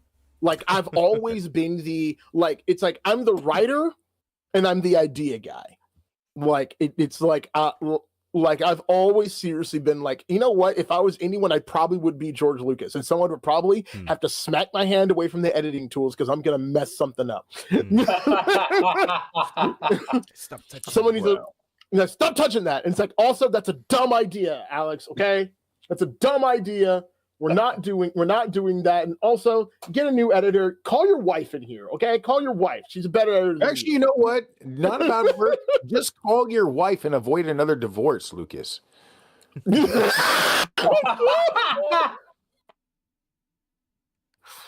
Or maybe you need to go through another divorce to write good shit again. I don't know. Something needs to Every dark side option tonight, bro. Dude, I'm telling you this. Look, I'm sorry. Like, she was like the first instance that I remember in my life of being like, chick, you fumbled the bag. You divorced the man during while right before episode 6 was in the can. You're dumb. You fumbled the bag. Like, you fumbled the bag at the end of the road. Like at least Jeff Bezos' wife waited until he had a couple $1 billion before she decided to dip out. Probably get some sort of alimony.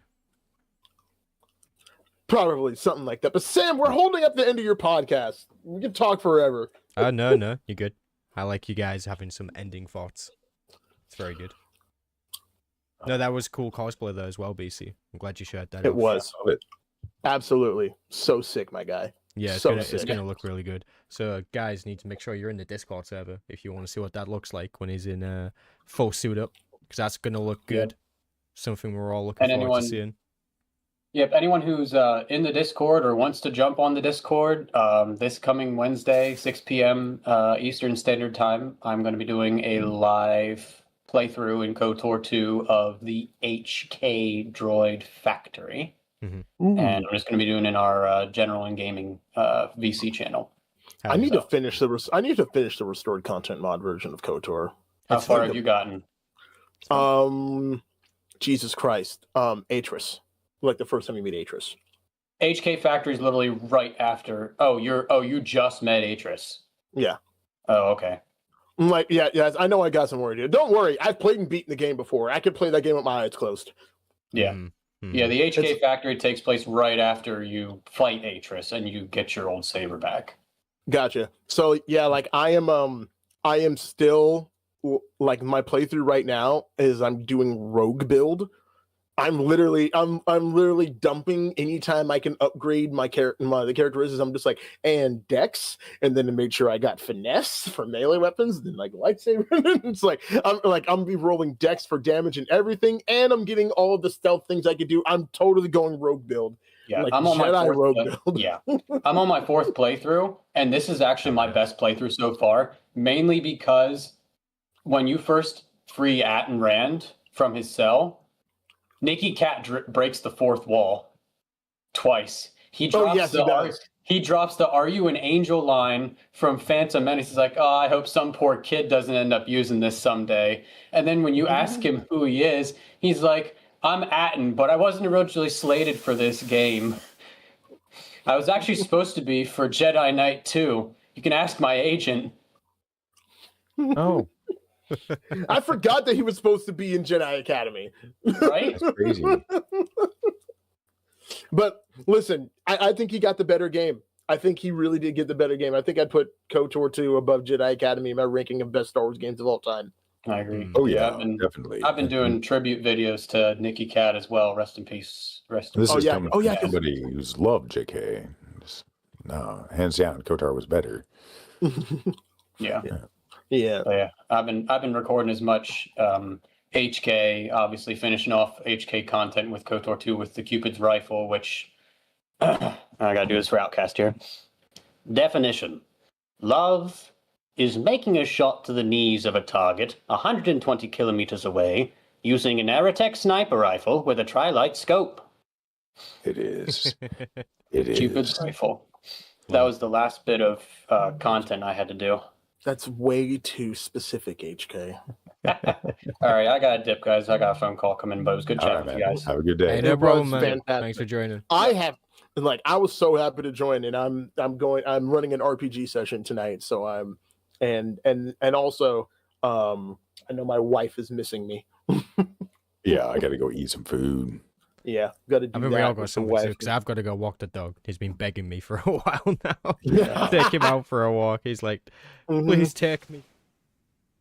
Please take me. Alright. Well, I appreciate you guys joining in, as usual. Of course, But of yeah, course. We can wrap it up there. Thanks as well, chat, for hanging out. And It's we'll been catch great having you you guys. with the next podcast Thanks, chat. very soon. Love you.